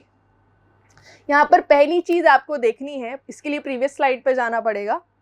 देखो पहली चीज आपको समझनी है बेटा कि यहाँ पे ये जो कंडीशन है ना, जिसमें दो डिफरेंट अलील्स प्रेजेंट है, ठीक है, जिसमें दो डिफरेंट अलील्स प्रेजेंट है, इसे बेटा हीटरोजाइगस कंडीशन बोलते हैं, हीटरोजाइगस कंडीशन। याद करो हमने होमोजाइगस कंडीशन देखी थी, ये जिसमें दोनों अलील सेम होने चाहिए। यहाँ पर दोनों अलील डिफरेंट है, इसलिए ये हीटरोजाइगस कंडीशन है। F1 में आप देखिए, F1 में क्या हुआ था कि हीटरोजाइगसली टॉल था वो, मतलब टॉल तो था बट वो प्योरली टॉल नहीं था, उसके पास शॉर्टनेस के लिए भी अलील प्रेजेंट था। फिर वही अलील आगे चल के क्या हुआ, अपने जब प्योर फॉर्म में आया तभी शॉर्टनेस खुद को एक्सप्रेस कर पाई। मतलब कि कहीं ना कहीं ये हो रहा था कि अगर टॉल वाला अलील प्रेजेंट है तो उस समय शॉर्ट वाले अलील की नहीं चल रही है। समझ रहे हो कि जब तक उसका बॉस प्रेजेंट है वो खुद को एक्सप्रेस नहीं करेगा। जब कोई भी और नहीं है, सिर्फ वो है और उसके जैसा ही कोई और है, तभी वो खुद को एक्सप्रेस करेगा। यहाँ पे ये लॉजिक बन रहा है नहीं बन रहा है। यहाँ देखो ये तीनों जो बालक हैं, ये तीनों बालक बेटा टॉल हैं। टॉल क्यों है? क्योंकि यहाँ बॉस प्रेजेंट है। बॉस कौन है? टॉल। टॉल यहाँ पे बॉस है ना? और वही यहाँ पे बॉस प्रेजेंट नहीं था, इसीलिए इसने एक्सप्रेस कर दिया कि भैया हम भी प्रेजेंट हैं, शॉर्ट वाले प्लांट्स भी प्रेजेंट है। समझ में आ गई ये चीज की नहीं समझ में आ रही है? यहां से कुछ कॉन्क्लूजन्स जो निकलेंगे वो आप देखिए, ऑब्जर्वेशंस आप देखिए। देखिए जो पहली जनरेशन थी उसमें कोई हाफ वे प्लांट्स नहीं थे, माने टॉल और शॉर्ट का बीच का कुछ मीडियम नहीं था, है ना? सारे टॉल पैदा हुए थे, मतलब कि सिर्फ एक पेरेंटल ट्रेट देखा जा रहा था। F1 जनरेशन में अगर हम देखें तो टॉल और शॉर्ट में से सिर्फ टॉल दिख रहा था, एक ही पेरेंट का कैरेक्टर ट्रेट दिख रहा था। Tall plants in F1 were not same as parent in F0। ये अभी हमने देखा ना, जो पेरेंट था टॉल वो तो होमोजाइगस था, और जो F1 में टॉल थे वो कौन से थे? हीटेरोजाइगस थे ना। उसके पास कैपिटल टी था और स्मॉल टी था, है ना? हीटेरोजाइगस कंडीशन में था, इसलिए दोनों दिख तो रहे हैं मुझे टॉल, बट उनका जेनेटिक मेकअप, उनके जो अंदर जीन के अंदर अलील्स हैं वो तो अलग थे ना यार। इसीलिए बोलते हैं डोंट जज the book by its cover, you never know, है ना? Then this was tested by self pollinating F1 and F0। वही देखा आपने। F0 मतलब यहाँ पे वैसे कुछ और बताना चाह रहे हैं वो कि दोबारा से उन्होंने क्या किया था, दोबारा से इस चीज को टेस्ट करने के लिए कि ऐसा क्यों हुआ कि सिर्फ टॉल वाला ट्रेट पास ऑन हुआ और शॉर्ट वाला नहीं हुआ। इस चीज को देखने के लिए उन्होंने क्या किया, उन्होंने कहा चलो दोबारा एक काम करते हैं। एक तरफ उन्होंने दोबारा से वही सेम क्रॉस रिपीट किया टॉल और शॉर्ट वाला, और दूसरी तरफ उन्होंने क्या किया, F1 में जो भी बच्चे आए थे उनके बीच में क्रॉस कराया, जो हमने देखा सेकंड स्टेप में। ठीक है, तो देखो जब यहाँ वाला क्रॉस दोबारा रिपीट हुआ टॉल और शॉर्ट के बीच में, वही सेम कंक्लूजन, सारे बच्चे टॉल हैं। बट जब ये वाला एक्सपेरिमेंट हुआ जिसमें हमने F1 की जो भी बच्चे थे उनके बीच में ही सेल्फिंग करा दी थी, वो गंदी बात करा दी थी, उधर क्या ऑब्जर्व हुआ कि भैया 1/4 of the offsprings were short. वहां पे शॉर्टनेस का ट्रेट प्रेजेंट था, है ना? यही देखा था हमने F0 में, जो हमें रिजल्ट्स मिले थे वो सारे टॉल मिले, और जब हमने F1 में सेल्फिंग कराई तो उसमें 1/4 वर शॉर्ट, ये रिजल्ट्स थे। इससे क्या पता चला कि टॉलनेस और शॉर्टनेस के ट्रेट्स F1 में आए थे, दोनों ही इनहेरिट हुए थे, but only tallness expressed. But सिर्फ टॉलनेस खुद को एक्सप्रेस कर पाया क्योंकि वो बॉस है, इसीलिए उसके होते हुए, बॉस के होते हुए शॉर्टनेस खुद को एक्सप्रेस नहीं करेगा। तो आपको ये भी समझना होगा, देखो मेंडल के समय ना जीन वीन नहीं बोलते थे, उस समय जीन टर्म कॉइन ही नहीं हुआ था। जीन टर्म 1900 में जाकर कॉइन हुआ है, ठीक है? और मेंडल का समय आप जानते हो 1800 में था, मतलब पुराने हैं वो। उनके समय जीन वर्ड था ही नहीं, वो क्या बोलते थे? फैक्टर बोलते थे। मतलब यहाँ पर ये जो फैक्टर लिखा है बेटा, ये फैक्टर बेसिकली जीन को करस्पॉन्ड कर रहा है, ठीक है? जीन को करस्पॉन्ड कर रहा है। तो क्या पता चला कि हर फैक्टर की 2 कॉपीज होती हैं, एक जो मम्मी से मिलेगी, एक जो पापा से मिलेगी, ठीक है? सो हर सेक्सुअली रिप्रोड्यूसिंग ऑर्गेनिज्म में 2 कॉपीज होंगी फैक्टर की, माने जीन की, ठीक है?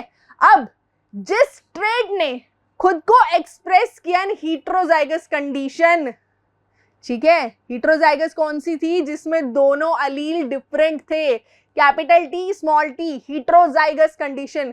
जिसने खुद को हीटेरोजाइगस कंडीशन में एक्सप्रेस कर दिया वो डोमिनेंट ट्रेट है, बॉस। यहां जो मैं बॉस बोल रही थी वो डोमिनेंट से रिप्लेस कर दो।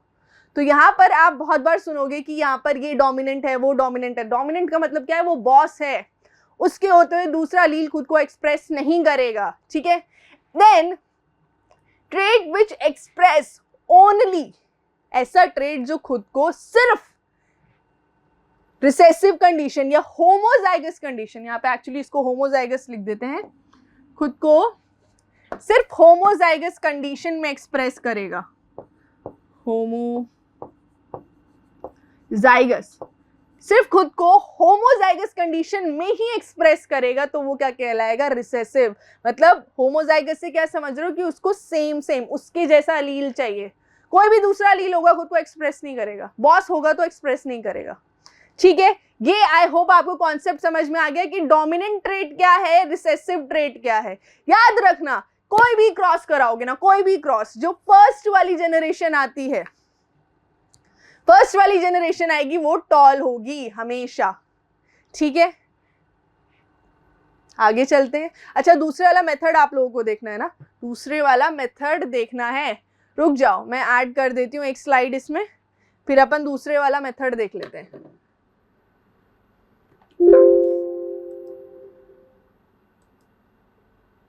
चलो दूसरे वाला मेथड यहां पर देख लो। अरे यार, यही प्रॉब्लम है, यही समस्या है यार, टेक्निकली बहुत अनवाइस हूं मैं। देखिए दूसरा वाला मेथड क्या है बेटा, उसको बोलते हैं हम पुनेट स्क्वायर।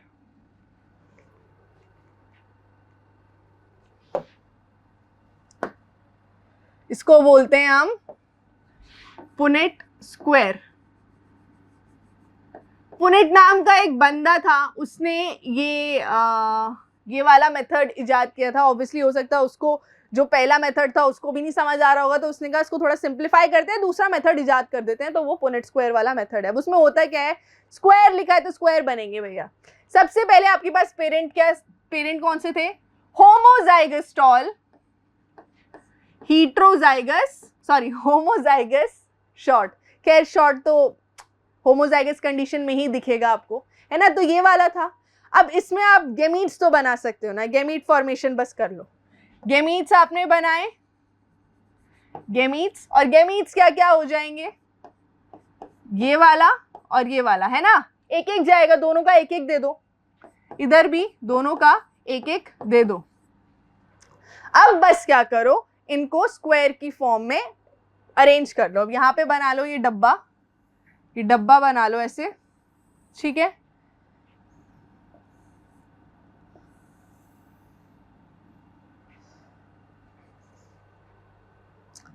यहां पर लिख दो अपने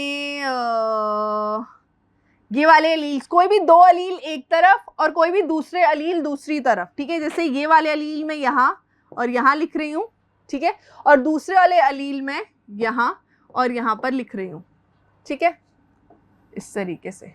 अब क्या कराओ, इनके बीच में क्रॉस करा दो, ये और ये इसके बीच में क्रॉस होगा तो क्या मिला, दूसरा कलर लेते हैं ताकि तुम्हें बेहतर समझ में आए। फिर ये और दोबारा इसके बीच में क्रॉस कराएंगे तो क्या हो जाएगा, ये बनेगा। देन इसके और इसके बीच में क्रॉस कराना है तो ये और ये, तो क्या बना, ठीक है। नेक्स्ट इसके और इसके बीच में क्रॉस कराना है तो ये ऐसे और ये ऐसे, तो क्या मुझे ये मिल जाएगा। समझ रहे हो, इसको पुनेट स्क्वायर बोलते हैं। अब यहां से भी देखो आपको वही चार औलादें मिल गई, यही पॉसिबिलिटीज हैं, यही बेटा पॉसिबिलिटीज हैं। अब दूसरे वाला दिखाती हूँ, F1 वाला करवा के दिखाती हूँ, ठीक है। F1 में हमने क्या करवाया था, F1 में हमने जो भी ऑफस्प्रिंग्स मिले थे उनके बीच सेल्फिंग करा दी थी, है ना। तो एक बार वो करके देख लेते हैं। इरेज ऑलिंग कर दूं, ऑलिंग कर दूं, पुनेट स्क्वायर, है ना, पुनेट स्क्वायर। अब यहां पे क्या हुआ था, ये और यही थे बच्चे, इनके बीच में सेल्फिंग होनी है। सबसे पहला काम क्या है, गैमीट्स बनाना है। गैमीट्स बनाओ सबसे पहले, ठीक है, गैमीट्स बनाओ। गैमीट्स बने तो आपको क्या मिला, कैपिटल टी स्मॉल टी, इधर भी same capital T small T, यही था। पुनेट स्क्वायर बना दो, पुनेट स्क्वायर बना दो।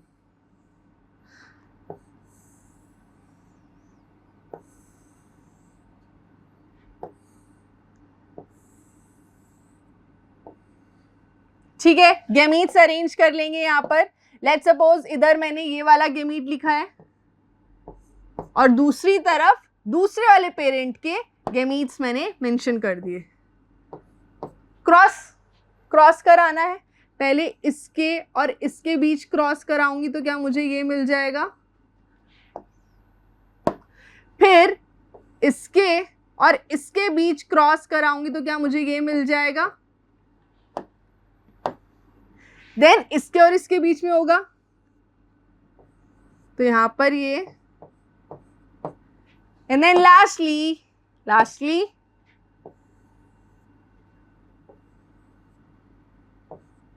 मिल गई पॉसिबिलिटीज वही सारी। अब ये देखो, जो ये पॉसिबिलिटीज हैं बेटा, ये पॉसिबिलिटीज हैं, ये क्या है, ये सारी टॉल हैं, टॉल। और वही जो ये एक बच गया, एक यूनिक सा, सिर्फ ये वाला कौन सा है, ये शॉर्ट है बेटा। तो देखो ये पॉसिबिलिटीज हैं, ये पॉसिबिलिटीज हैं, मतलब जब भी बच्चे होंगे, बच्चों में इन चारों के अलावा कोई और तरीके का कॉम्बिनेशन प्रेजेंट नहीं होगा, इन चारों में से ही कुछ करेक्टर प्रेजेंट होगा। समझ में आ गई? और क्योंकि आप इन्हें देख सकते हो, हीट्रोजाइगस कंडीशन में है, होमोजाइगस कंडीशन में है, बट टॉल है। क्यों? क्योंकि यहाँ पर डोमिनेंट ट्रेट प्रेजेंट है। और रिसेसिव बेचारा खुद को कब एक्सप्रेस कर पाया है? जब वो अपनी होमोजाइगस कंडीशन में है, जब उसके सामने उसका जैसा ही कुछ है। तो यहाँ पर बेटा आपको एक दो चीजें याद रखनी है, यहाँ पर रेशियोज आती हैं और वही पूछी जाएंगी आपसे। मोनोहाइब्रिड क्रॉस की रेशियोज बहुत इंपॉर्टेंट है, इसे ध्यान से देखो। मोनो हाइब्रिड क्रॉस, इसकी क्या है, ये रेशियोज बेटा, ये रेशियोज हैं। सो इसमें देखो दो रेशियो आपको मिलेगी। पहली रेशियो क्या है कि आपने पौधों को देखा, सिर्फ देखा, और उसके आधार पे आपने बता दिया ये टॉल है और ये शॉर्ट है। तो सिर्फ देखने के आधार पे जो रेशियो है वो कहलाती है फिनोटिपिक रेशियो। ठीक है, ये मैं लिख भी दूंगी, मेंशन भी कर दूंगी। सबसे पहली कौन सी है? फिनोटिपिक। फिनोटिपिक किस बेसिस पे है? अपीयरेंस के बेसिस पर है। ठीक है, फिजिकल अपीयरेंस। फिजिकल अपीयरेंस के बेसिस पे आपको क्या रेशियो मिलेगी? 3 टॉल थे और एक शॉर्ट था, तो यहाँ पे रेशियो आ गई 3:1। याद रखें इसे। देन दूसरे टाइप की रेशियो, दूसरे टाइप की रेशियो होती है बेटा जीनोटाइप। जीनोटाइप रेशियो, जिसमें मुझे मैथ्स लगानी पड़ेगी, जिसमें मुझे स्टैट्स बनाने पड़ेंगे, समझना पड़ेगा F1 में क्यों शॉर्टनेस नहीं थी। F1 में शॉर्ट इनहेरिट तो हुआ था बट एक्सप्रेस नहीं हुआ। ठीक है, तो मैंने जीन लेवल पे जाके देखा कि एक्चुअल में इसके पास ट्रेट्स हैं कौन से, अलील्स है कौन से। ठीक है, तो जेनेटिक लेवल पर जो मुझे रेशियो मिलेगी दैट इज जीनोटिपिक रेशियो। ठीक है, लिख देती हूं जीन लेवल। ठीक है, जीन लेवल पे जो रेशियो मुझे मिल रही है, ये देखो ये कैसी होगी, तो डिफरेंट है। 1:2, 2:1। क्यों बोला मैंने 1:2, 2:1? देखो यहाँ पे 1:2, 2:1। जब मैं जीन लेवल पे जाके देख रही हूं तो मुझे यहाँ पे दिख रहा है ये क्या है, होमोजाइगस टॉल है बेटा, होमोजाइगस टॉल। 2 वाला क्या है बेटा, heterozygous tall, heterozygous tall. And then ये क्या है, this is our dihybrid cross. ठीक है, जो कि कठिन है बट सीखना है। ठीक है, अगर आपको अभी तक जो हमने लेक्चर देखा है उसमें से आपको डोमिनेंट, रिसेसिव, अलील्स, इन सब का कॉन्सेप्ट क्लियर है तो आप समझ जाओगे इसको भी, ये भी मक्खन ही हो जाएगा आपके लिए। देखो जब मैं डायहाइब्रिड यहाँ बेटा बोल रही हूँ, डायहाइब्रिड से मेरा मतलब है बच्चे कि यहाँ पे 2 कैरेक्टर्स इन्वॉल्व हैं, 2 कैरेक्टर्स इन्वॉल्व हैं। और वो 2 कैरेक्टर्स कौन से हैं? सबसे पहले देखेंगे सीड शेप, ये पहला कैरेक्टर है। कैरेक्टर है तो इसके ट्रेट्स होंगे। ट्रेट्स कौन कौन से हैं जी इसके? सबसे पहले या तो राउंड होगी सीड या होगी रिंकल्ड। ठीक है, कैपिटल आर से इसको हम डिनोट करेंगे और ये स्मॉल आर से। कैपिटल आर से डिनोट कर रही हूं माने कि ये वाला डोमिनेंट हो जाएगा, ये राउंड डोमिनेंट हो जाएगा, बॉस हो जाएगा। देन देखिए सेकंड वाला एग्जांपल, सीड कलर, ये बेटा सेकंड कैरेक्टर है। सेकंड कैरेक्टर है तो इसका ट्रेट्स, इनके ट्रेट्स भी होंगे। तो सीड कलर बेटा या तो येलो है या तो ग्रीन है, ठीक है, कैपिटल वाई से डिनोट करेंगे ग्रीन को, स्मॉल वाई से। अगेन आपको सुन के थोड़ा शॉकिंग लग रहा होगा, बट जब सीड कलर की बात होती है तो yellow is dominant over green, yellow dominant है, येलो बॉस है इधर, ठीक है। अब ये आपने समझ लिए दो कैरेक्टर्स इन्वॉल्व है, इसीलिए डाई हाइब्रिड क्रॉस है। मोनो हाइब्रिड में सिर्फ हाइट इन्वॉल्व थी, सिर्फ हाइट नोटिस करनी थी, इसलिए वो मोनो हाइब्रिड था। यहाँ पर आप सीड शेप भी नोटिस करोगे, सीड कलर भी नोटिस करोगे। सोचो कितना मेहनत का काम है, मेंडल ने बेचारे ने कितनी मेहनत करी होगी। सोचो कि मैं खेत में बिठा दिया और बोल रहे हैं कि जितने भी मटर आएंगे, मटर के पौधे आएंगे, देखो उनमें सीड का कलर क्या है, सीड का शेप क्या है। मेहनत का काम है यार, है ना। ये हो गया प्लांट वन। अब जो मैं प्लांट वन लूंगी बेटा, प्लांट वन जो मैं लूंगी उसके अंदर कैरेक्टर्स क्या क्या है देखो। एक तो बेटा उसके पास राउंड शेप तो है उसके पास, बट कलर उसका फॉर्चुनेटली ग्रीन है, अनफॉर्चुनेटली सॉरी, ठीक है। वही जो प्लांट टू है, प्लांट टू है, उसके पास क्या है, उसके पास रिंकल्ड सीड्स हैं, बट कलर में वो डोमिनेंट है। इन दोनों के बीच मुझे कराना है क्या, क्रॉस कराना है इनके बीच में, है ना। सबसे पहला स्टेप क्या है, सबसे पहला स्टेप है गमीट्स। गमीट्स बना लो इनके, ठीक है। इनके गमीट्स बनेंगे आर और वाई, इसके गमीट्स बनेंगे आर और कैपिटल वाई, कैपिटल वाई है ये, ठीक है। अब ये कैसे हुआ मैडम, ये कैसे हुआ, देखो गमीट स्टेज में क्या होता है, जीन का एक ही अलील जाता है, ऐसे ही गैमीट्स ऐसे ही तो बनते हैं कि दो वहां पर अलील्स प्रेजेंट है, एक मम्मी का एक पापा का, बट गैमीट स्टेज पे बस एक ही अलील जा रहा है, उसी से तो बनेगा। अब यहाँ दो कैरेक्टर्स थे, एक ये और ये, मतलब मान लो दो जीन्स प्रेजेंट थे, एक राउंड का जीन था, एक ग्रीन का जीन था, है ना। तो उस दोनों अलील में से एक ही अलील जाएगा। इधर भी दो जीन्स थे, रिंकल्ड का और येलो का, तो दो अलील में से एक एक अलील ही गया है गैमीट्स में। या आप उसको इधर भी समझ सकते हो, ये आर आर स्मॉल वाई, यहाँ से भी गैमीट्स बना सकते हो। पहले इस वाले आर को इससे मिला दो, फिर इसी वाले आर को नीचे वाले इससे मिला दो, क्या बन रहे हैं आपके पास आर वाई, ठीक है। देन नीचे वाले आर को इसको भी इससे मिलाओ, फिर इसको भी इससे मिलाओ, अगेन आर वाई। तो चार गैमीट्स, चारों सेम, इसलिए मैंने वो लिख दिया आपको, ठीक है। ऐसे चार गैमीट्स बना के देख सकते हो आप, मतलब बेसिकली गैमीट्स इस तरीके से बना के देख सकते हो, यही गैमीट्स आपको मिलेंगे, ठीक है। गैमीट्स बना दिया। अब देखो लेट्स सपोज स्पर्म है, स्पर्म में ये गैमीट है, एग है, एग में ये गैमीट है, बस इनको क्रॉस करा दो, F1 जनरेशन मिल गई आपको, F1 जनरेशन आपको मिल गई। क्या होगी वो F1 जनरेशन का थोड़ा कलर चेंज करते हैं यार, that will be R Y, capital R small R, capital Y small Y. ये होगी हमारी पहली जनरेशन। देखो चाहते तो हम इसको भी कॉम्प्लेक्स कर सकते थे, समझ रहे हो। यहाँ मैं चारों गैमीट्स लिखती पहले एक पेरेंट के, फिर इसके भी चारों गैमीट्स लिखती, फिर उन्हें क्रॉस कराती, बात तो वही सेम ही आनी थी। तो समझ लो कि यहाँ पर जितने भी बच्चे होंगे F1 जनरेशन में बेटा, जितने भी बच्चे होंगे F1 जनरेशन में, उनके पास क्या होगा, ये वाले जीन्स होंगे, यही वाले अलील्स होंगे। अब जब आप इस प्लांट को देखोगे तो ये एक्चुअल में कैरेक्टर्स एक्सप्रेस कौन से हो रहे हैं, यहाँ पर कौन से कैरेक्टर्स एक्सप्रेस हो रहे हैं, ये क्या है, राउंड होगा एंड येलो। मैंने आपसे कहा था इस चीज को, अभी मैं लिख भी दूंगी, ये रूल है बेटा, जब भी दो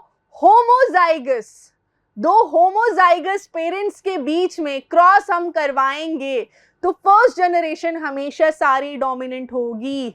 होमोजाइगस के बीच में, जब दो होमोजाइगस पेरेंट्स के बीच में क्रॉस होगा तो F1 जनरेशन हमेशा डोमिनेंट होगी, इट्स अ रूल।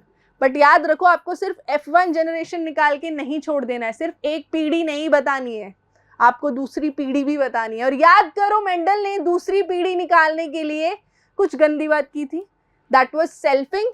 तो सेकंड पीढ़ी निकालने के लिए आपको यहाँ सेल्फिंग करानी पड़ेगी, ठीक है। तो करा देते हैं गंदी बात। तो देखो यहाँ पे parent I mean F0 generation, अगर हम शुरू से देखें, वैसे F0 जनरेशन नहीं लिखना चाहिए मुझे, तो यहाँ पर जो क्रॉस होना है वो क्रॉस किसके बीच में होगा, ये है ना, एंड देन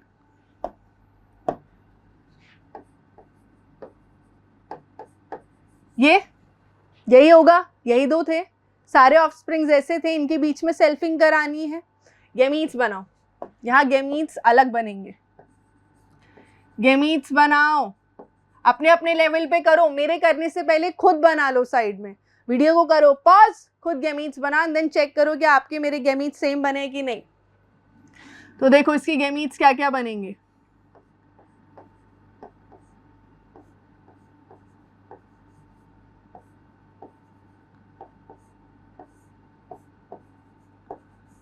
ये इसके गैमीट्स बनेंगे, इसके गैमीट्स भी बना देते हैं, कलर चेंज,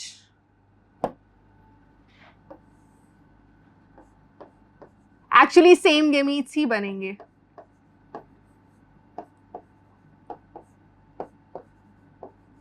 यही गैमीट्स बन रहे हैं, कैसे बन रहे हैं वो साइड में बता देती हूँ, तो कंफ्यूज नहीं होना। यहाँ पे एक ही का एग्जाम्पल ले रही हूँ क्योंकि दोनों सेम ही है ना यार। इसको पहले ये वाला y, फिर नीचे वाला y, तो क्या आ गया, r capital Y, r small y, फिर ये छोटे वाले r को इस वाले y से, फिर नीचे वाले y से, तो ये छोटा r बड़ा y, छोटा r छोटा y, यही गैमीट्स बन रहे हैं। समझ गए, इतनी चीज समझ गए, ये समझ में आया कि नहीं, देख लो गैमीट्स कैसे बन रहे हैं, ये इंपॉर्टेंट है। यहाँ पर नहीं समझ में आया तो दोबारा से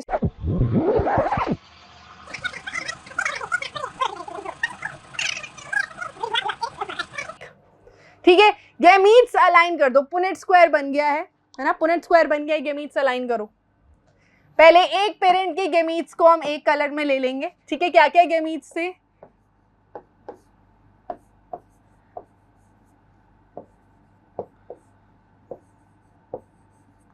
देन दूसरे पेरेंट के गैमीट्स को व्हाइट में ले लेते हैं, सेम ही गैमीट्स है तो कॉपी पेस्ट कर दो यार।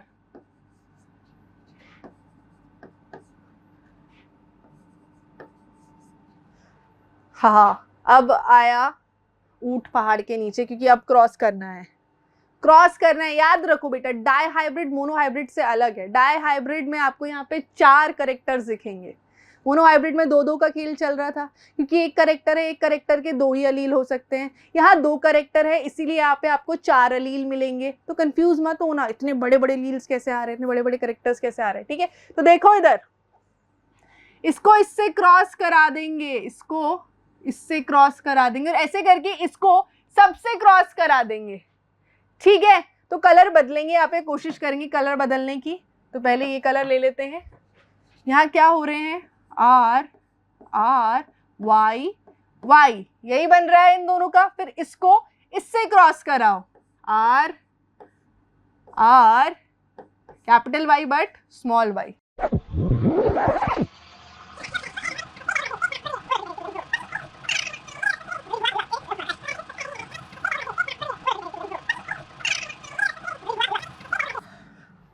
Finally this is done. Punnett square पूरा सॉल्व हो गया है, पूरा पुनेट स्क्वायर सॉल्व हो गया है। ये आपको इस तरीके से मिलेंगे। एक बार सब अपने अपने पेपर पे, अगर आपने खुद से टेबल बनाया है, इसको देखो बेटा क्या मैच कर रहे हैं। सिंपली आपने क्रॉसिंग करी है, इनके बीच क्रॉसिंग, फिर इनके बीच क्रॉसिंग, फिर इनके बीच, फिर इनके बीच क्रॉसिंग। ऐसे ही सेकंड वाला स्लॉट है, इससे क्रॉस, इससे इससे इससे, थर्ड वाले को इससे इससे इससे इससे, फोर्थ वाले को इससे इससे इससे इससे, बस ये क्रॉस करके आपने लिख दिए हैं। अब यहाँ पर करेक्टर आइडेंटिफाई आपको करना होगा, यहाँ पर करेक्टर आइडेंटिफाई आपको करना होगा। देखो सबसे पहला देखते हैं, सबसे पहला क्या है, क्योंकि कैपिटल R प्रेजेंट है, बॉस प्रेजेंट है, इसीलिए वो राउंड होगा। कैपिटल Y बॉस है जो कि येलो कलर है, तो ये पहला वाला क्या है, राउंड येलो, राउंड येलो, ठीक है। इसको कहीं लिख दे, हाँ इसको लिख देते हैं, यहाँ पे लिखते हैं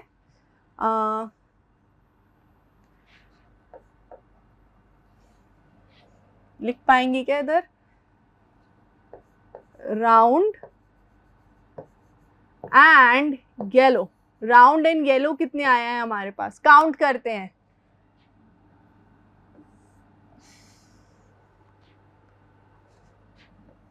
हाँ डी सिलेक्ट हो गया है।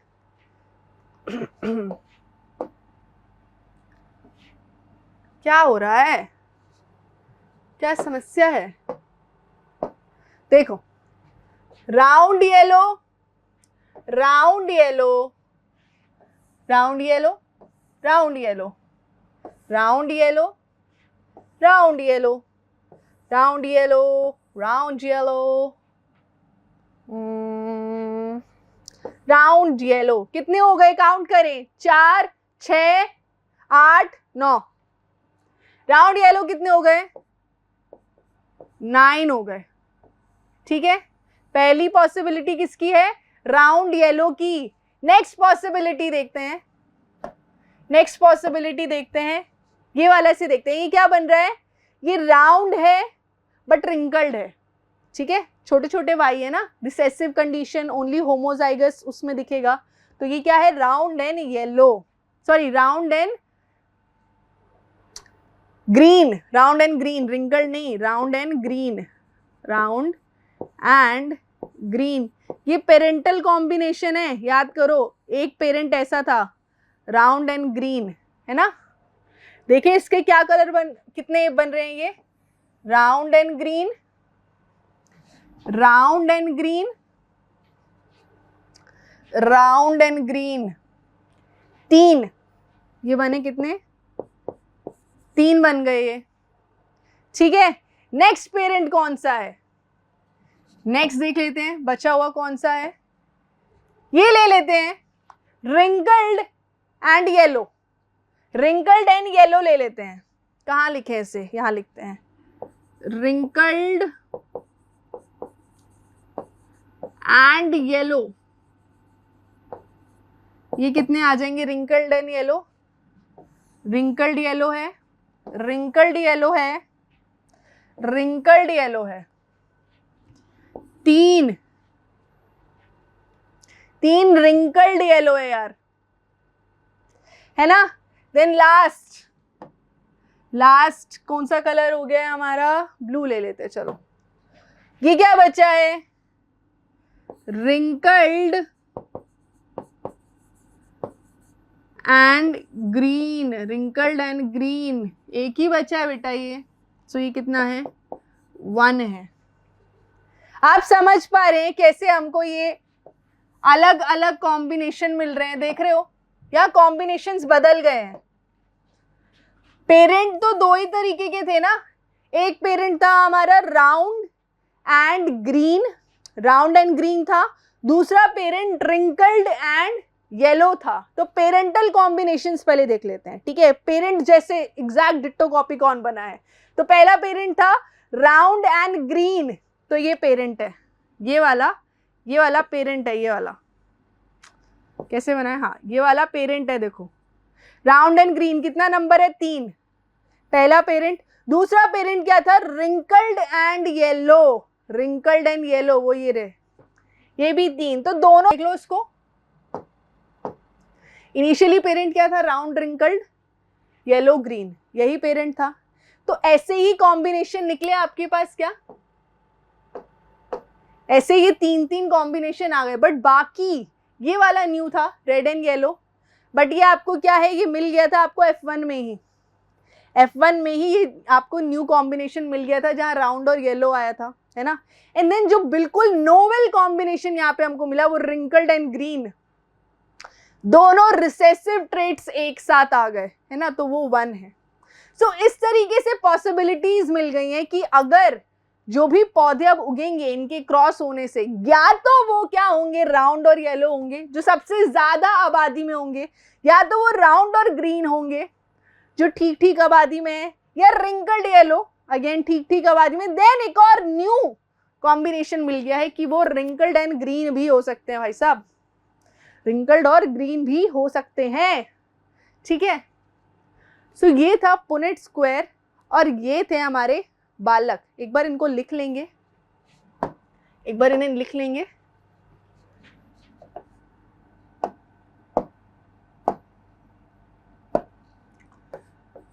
राउंड एंड येलो, ये थे सबसे ज्यादा। F1 जनरेशन में ये प्रेजेंट थे। ये कितने हैं? 9। Then round and green, round and green parental 3 हुआ। Wrinkled and yellow, wrinkled and yellow ये भी हुए 3। और सबसे लास्टली जो एकदम न्यू कॉम्बिनेशन था जिसमें दोनों रिसेसिव कैरेक्टर्स साथ में आ गए, wrinkled and green, wrinkled and green, ये आया 1। अब ये बेटा यहां से निकलती है हमारी बहुत इंपॉर्टेंट चीज, डाई हाइब्रिड क्रॉस की रेशियो। डाई हाइब्रिड क्रॉस का रेशियो, दिस इज 9:3:3:1, जिसमें से ये दोनों तो पेरेंटल हैं, पेरेंटल कॉम्बिनेशन है। एंड देन जो बाकी के हैं ये और ये क्या है? New combination, new combination. एक तो है जिसमें दोनों ही डोमिनेंट कैरेक्टर हैं, राउंड और येलो दोनों डोमिनेंट कैरेक्टर हैं जो सबसे ज्यादा भी है नंबर में, और दूसरा जो कॉम्बिनेशन है उसमें दोनों ही रिसेसिव हैं, रिंकल्ड और ग्रीन, इसीलिए सबसे कम भी है, ठीक है। आई होप आप समझ पा रहे हो यहाँ पे डाई हाइब्रिड क्रॉस किस तरीके से हुआ, पुनेट स्क्वायर के थ्रू आपने कैसे पॉसिबिलिटीज निकाली कि बच्चे सिर्फ ऐसे से ही दिख सकते हैं, ठीक है। उसके साथ आपने यहाँ पर रेशियो निकाली, और यहां हमेशा याद रखना ये फिनोटिपिक रेशियो है, this is phenotypic ratio. Genotypic ratio इसमें जनरली नहीं पूछी जाती है, बहुत कॉम्प्लिकेटेड होती है। सो जीनोटिपिक रेशियो आपसे कोई नहीं पूछेगा, निकालना चाहो तो निकाल सकते हो, बहुत वियर्ड सी बनेगी, बट कोई नहीं पूछेगा, इसलिए नो यूज, ठीक है। सो जीनोटिपिक रेशियो का कोई फायदा नहीं।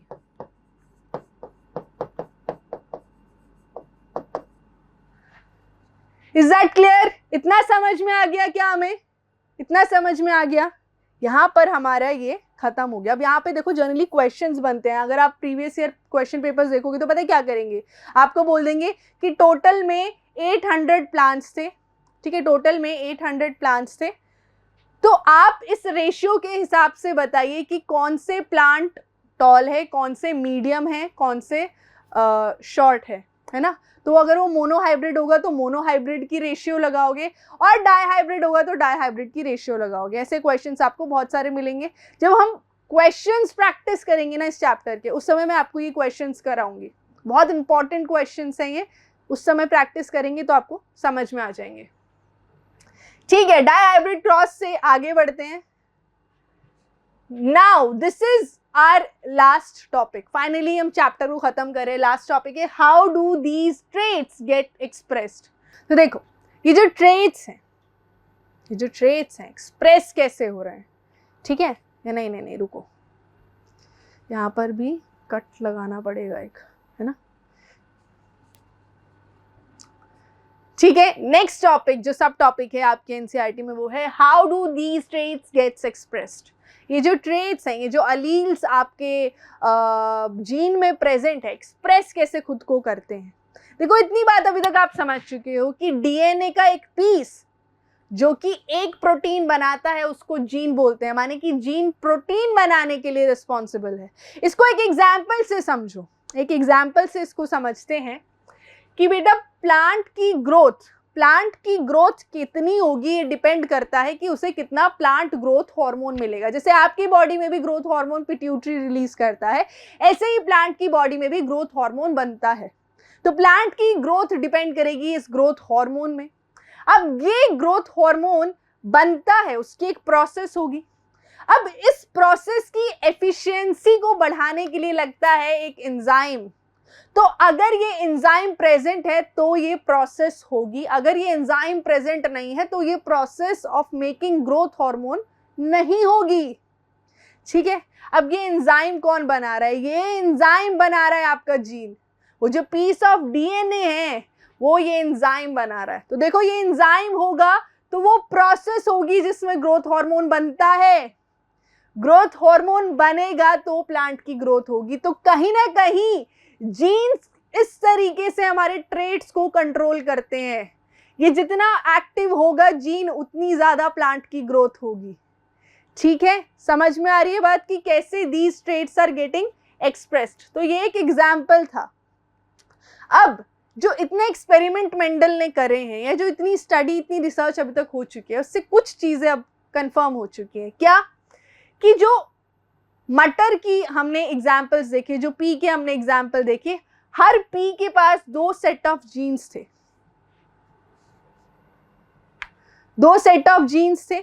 ठीक है, एक आ रहा था एक पेरेंट से, दूसरा आ रहा था दूसरे पेरेंट से। समझ रहे हो यहाँ पर कि 2 सेट ऑफ जीन्स प्रेजेंट थे, एक जीन एक पापा से और दूसरा जीन दूसरे पापा से। मतलब क्या हो गया मुझे आज? एक जीन एक पेरेंट से, दूसरा जीन दूसरे पेरेंट से। ठीक है, तो ये हो गया। उसके बाद जो प्रोजिनाएं हैं, जो आगे बच्चा है, अगर बच्चे को ये दोनों जीन्स मिल गए, अगर उसके अंदर ये दोनों जीन्स आ गए, तो मुझे ये बताओ जो आर और आर है वो क्या ढंग से इंडिपेंडेंटली इनहेरिट हो पाएंगे? मतलब ये बात समझिए, जब गैमीट फॉर्मेशन हो रही है तो वो क्रोमोसोम, मतलब जो हमारे जीन्स है वो हाफ हाफ हो जा रहे हैं, है ना। मतलब जो गैमीट बन रहा है, गैमीट में एक ही जीन आ रहा है, या तो मम्मी का आएगा या तो पापा का आएगा, एक ही जीन आ रहा है। तो ये हो रहा है तभी तो एफिशिएंटली जो हमारा डोमिनेंट ट्रेट है या रिसेसिव ट्रेट है वो सेग्रीगेट हो पा रहा है, वो इंडिपेंडेंटली इनहेरिट हो पा रहा है।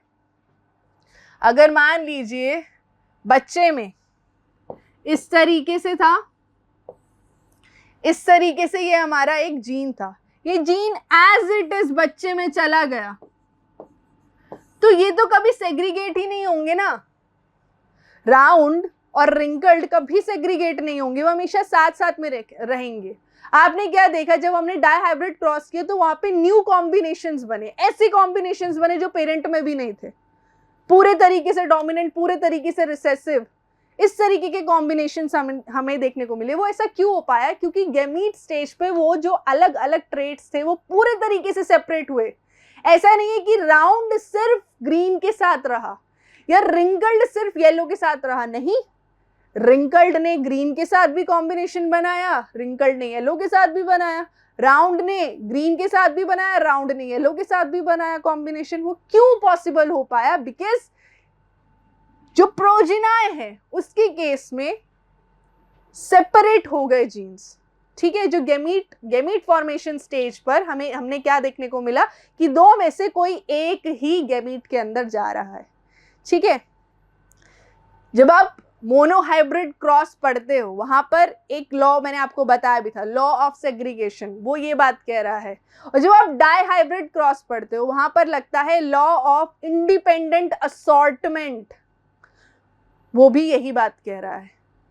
ठीक है, डाइहाइब्रिड क्रॉस में हम क्या देख रहे हैं? अलील्स सेपरेट होते हैं, और डाइहाइब्रिड क्रॉस में हम क्या देखते हैं कि दोनों कैरेक्टर्स सेपरेट हो रहे हैं। ऐसा नहीं है राउंड का एसोसिएशन बस ग्रीन के साथ है, उसने येलो के साथ भी बनाया है ना। तो दोनों जो लॉज हैं वो दोनों अलग अलग क्रॉसेस से आप उन्हें एक्सप्लेन करते हो। जब भी आपको क्वेश्चन बनेगा लॉ ऑफ सेग्रीगेशन, उसको मोनोहाइब्रिड क्रॉस के एग्जाम्पल से समझाओगे। लॉ ऑफ इंडिपेंडेंट असॉर्टमेंट, उसे आप डाइहाइब्रिड क्रॉस के एग्जाम्पल से समझाओगे। ठीक है, दोनों अलग है। अब देखो, जो हर एक सेट है ना, चाहे वो मम्मी की तरफ का है चाहे वो पापा की तरफ का है, वो क्रोमोसोम्स में प्रेजेंट है। आप जानते हो हमारे अंदर कितने क्रोमोसोम्स है? 46 क्रोमोसोम्स हैं। उस 46 में से 23 क्रोमोसोम्स मम्मी से मिले हैं, 23 क्रोमोसोम्स पापा से मिले हैं। ठीक है, so each set is present in the form of chromosomes. Each cell has 2 copies of each chromosome. अगर क्रोमोसोम नंबर 1 की मैं बात करूं तो उसकी 2 कॉपीज हैं। समझ गए ना mummy papa? Gamete formation stage पे क्या होगा, हर एक जर्म सेल एक क्रोमोसोम ले लेगा, मतलब कि टोटल 23 क्रोमोसोम्स हैं। 23 क्रोमोसोम्स 2-2 हैं, एक मम्मी एक पापा वाला। तो 23 क्रोमोसोम्स में हर एक क्रोमोसोम की एक ही कॉपी गैमीट के पास जा रही है, ठीक है। जाइगोट जब बनता है तो नॉर्मल नंबर रिस्टोर हो जाता है। क्यों? गैमीट पापा से आ रहा है, गैमीट मम्मी से आ रहा है। पापा के गैमीट में 23 क्रोमोसोम, मम्मी के गैमीट में 23 क्रोमोसोम, बच्चे में total 46 chromosome. Restore. These rules explain result of Mendel experiment used in sexual reproduction। ठीक है, सेक्सुअल रिप्रोडक्शन के ये रूल्स से ही हम मेंडल के एक्सपेरिमेंट्स को समझ सकते हैं, ठीक है। लास्ट टॉपिक आ गया है आपका फाइनली, ठीक है, सेक्स डिटर्मिनेशन। ये ह्यूमंस का हम पढ़ रहे हैं, वैसे तो ह्यूमंस नहीं, यहाँ पे आपको और भी एग्जाम्पल दिए हैं कि एनिमल्स में और भी विचित्र चीजें होती हैं, अलग अलग चीजें होती हैं। जैसे कि अगर मैं पहला एग्जाम्पल आपको दूं, different species have different strategies. पहली स्ट्रैटेजी है इन्वायरमेंटल क्यूज।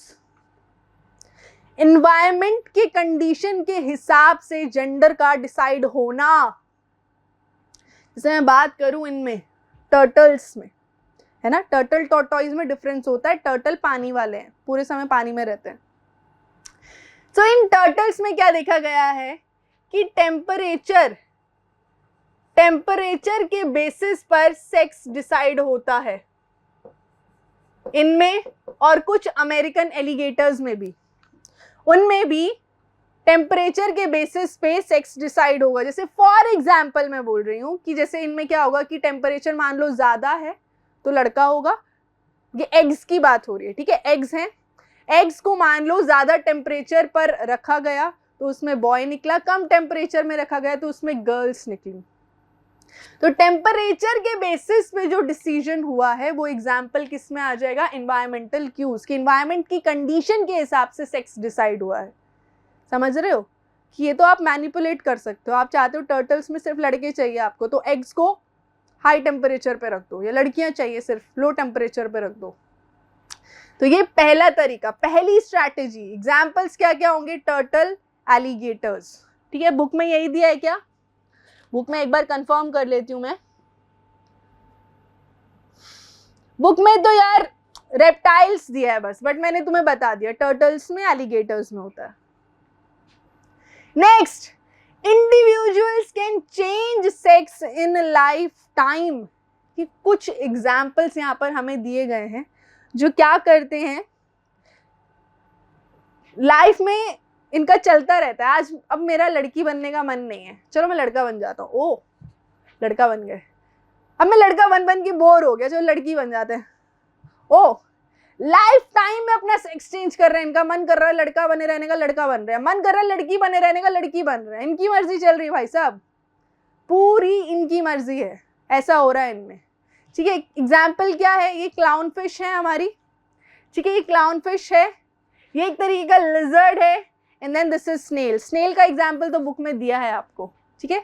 स्नेल्स में, क्लाउन फिश में ये बहुत एविडेंट है, they can change their sex any time they want, है ना। Next, genetically determined.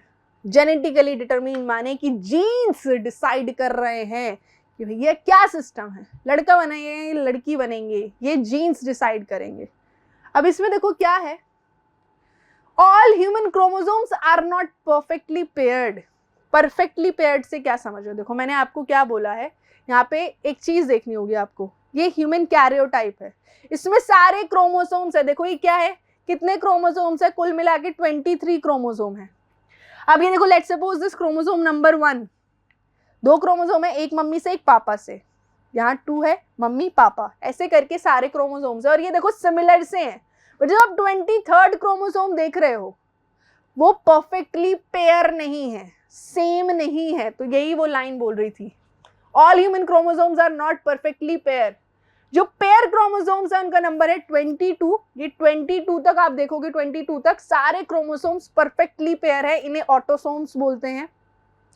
जो परफेक्ट पेयर नहीं है, जेंडर वाइज डिफर कर जाता है, वो एक ही पेयर है उसको हम एलोसोम्स या सेक्स क्रोमोसोम बोलते हैं।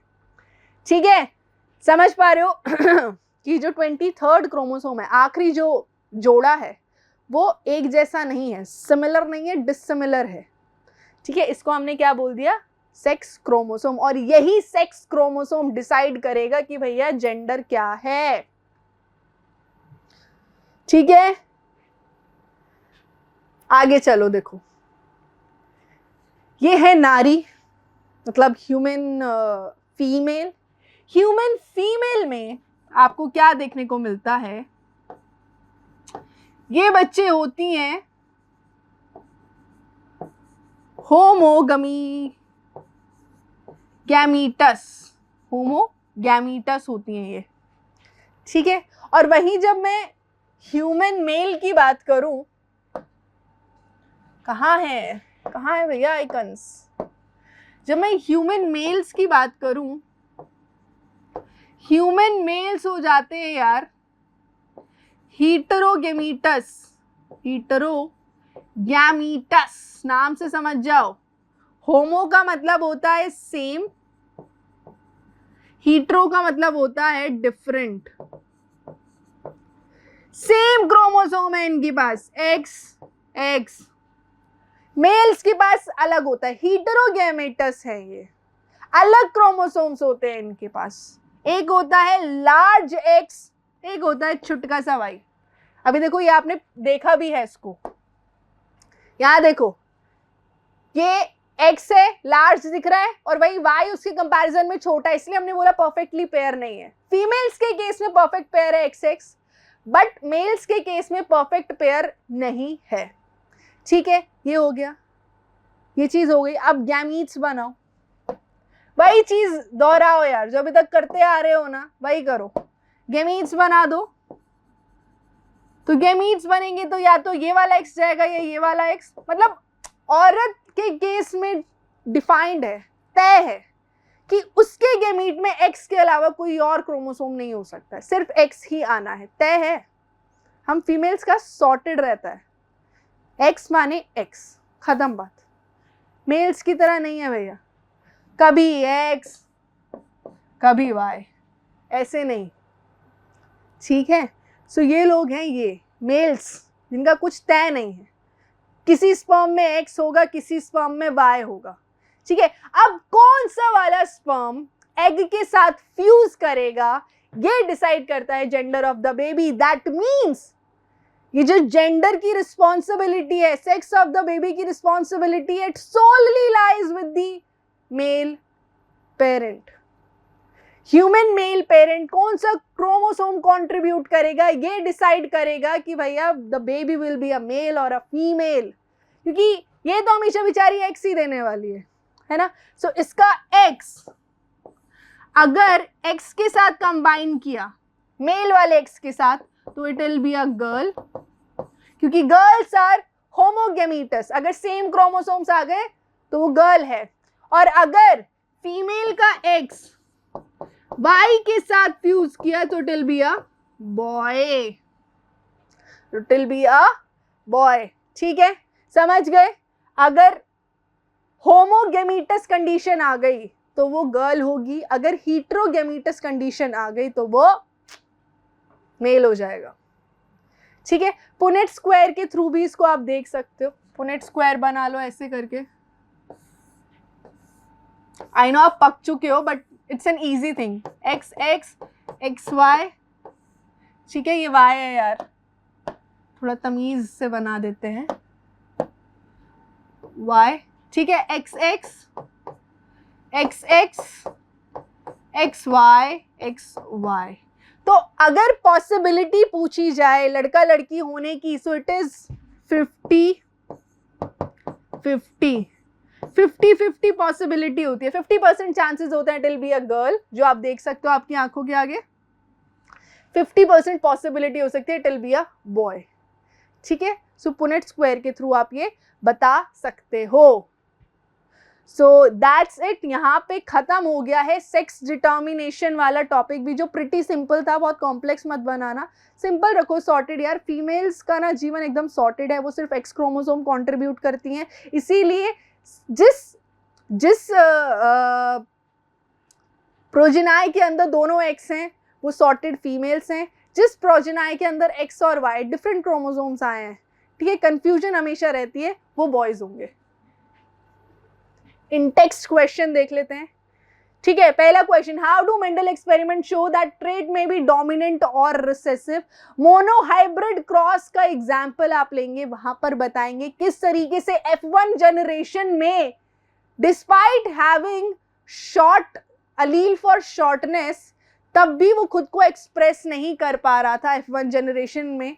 क्यों नहीं कर पा रहा था? क्योंकि वहां पर डोमिनेंट अलील बॉस ऑलरेडी प्रेजेंट था। बट जैसे ही वो रिसेसिव कंडीशन में, होमोजाइगस कंडीशन में आता है, तो वो खुद को एक्सप्रेस करता है इन F2 जनरेशन। सो यहाँ पे आप मोनोहाइब्रिड क्रॉस से एक्सप्लेन करोगे, traits are inherited independently, dihybrid cross, dihybrid cross से इसको एक्सप्लेन करोगे, ठीक है। ये वाला मोनोहाइब्रिड से करोगे, सेकंड वाला डाई हाइब्रिड। यहाँ पे basically law of independent assortment लगेगा।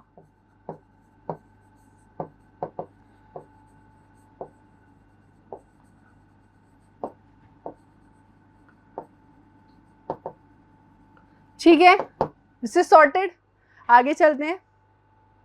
अ man with blood group A, इसका ब्लड ग्रुप क्या है? ए है। Marriage a women with blood group O and their daughter has a blood group O. Is this information enough to tell you which of the traits, blood group A or O, is dominant? Why or why not?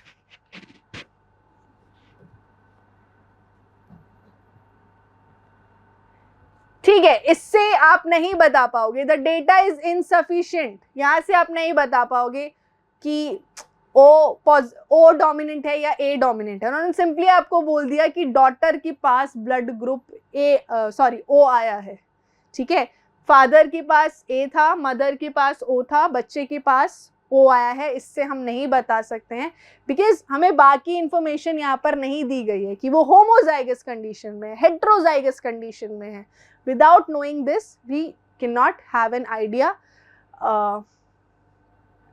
कि मतलब dominant कौन सा है, recessive कौन सा है। Data insufficient है। But इसी क्वेश्चन के साथ मुझे याद आया कि मैंने तुम्हें ये ब्लड ग्रुप वाला नहीं पढ़ाया, तो इसके लिए ये पढ़ना जरूरी है। तो बस 1 मिनट रुक जाओ, मैं एक स्लाइड ऐड करके तुम्हें लगे हाथ पढ़ा देती हूँ। देखो ब्लड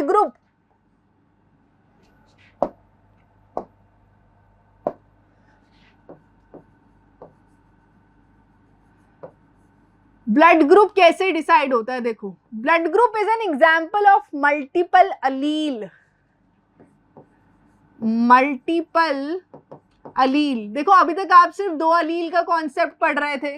पी में आपने हर जगह 2 अलील का कॉन्सेप्ट पढ़ा है, चाहे वो हाइट है, चाहे वो सीड कलर है, सीड शेप है, हर जगह बस 2 ही अलील थे, है ना, 2 ही पेयर थे। यहाँ 2 से ज्यादा अलील मिलते हैं आपको, ठीक है। यहाँ 2 से ज्यादा अलील्स मिल रहे हैं। क्या क्या है देखो, कौन कौन से? सबसे पहले तो चलो अलील्स ही देख लो। सबसे पहले यहाँ पे अलील्स कौन कौन से होंगे? ये एक अलील है, ये एक अलील है, एंड ये एक अलील है। बेसिकली 3 अलील मिलते हैं। ये वाला अलील ब्लड ग्रुप ए के लिए होगा, ये वाला अलील ब्लड ग्रुप बी के लिए होगा, ये वाला अलील ब्लड ग्रुप ओ के लिए है। अब कुछ इंफॉर्मेशन यहाँ पे आपको समझना जरूरी है, और वो इंफॉर्मेशन क्या है कि ब्लड ग्रुप ए और बी के जो अलील्स है बेटा, वो डोमिनेंट है। समझ रहे हो? वो डोमिनेंट है। और जो बेचारा ओ है ना, दब के रह जाता है बेचारा, रिसेसिव है। ये रिसेसिव है बेचारा। अब देखो, जब कॉम्बिनेशंस बनेंगे, कॉम्बिनेशंस तो बनाने पड़ेंगे, है ना। जब आप एक बच्चे में देखते हो तो उसमें 2 कॉपीज होंगी ना, एक मम्मी की एक पापा की, तो 2 कॉपीज होंगी, 2 अलील होंगी एक जीन में। अब देखो अगर ये कॉम्बिनेशन है,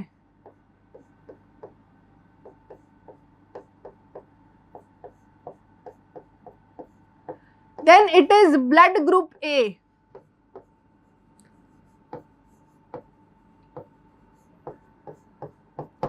ब्लड ग्रुप ए है। अगर ये कंडीशंस हैं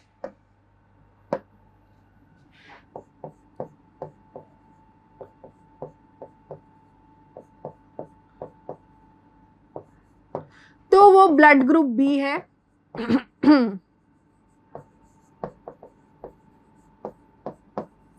और सिर्फ इस कंडीशन में बेटा, सिर्फ इस कंडीशन में ब्लड ग्रुप ओ है, क्योंकि यार रिसेसिव है ना बेचारा, जब खुद के जैसा ही दूसरा अलील प्रेजेंट होगा तभी एक्सप्रेस करेगा खुद को, अदरवाइज नहीं कर पाएगा। और एक और कॉम्बिनेशन है इधर, ये वाला भी देख ही लो। अगर ये दोनों डोमिनेंट इकट्ठे साथ में आ गए तो क्या होगा, तो ब्लड ग्रुप ए भी हो जाएगा।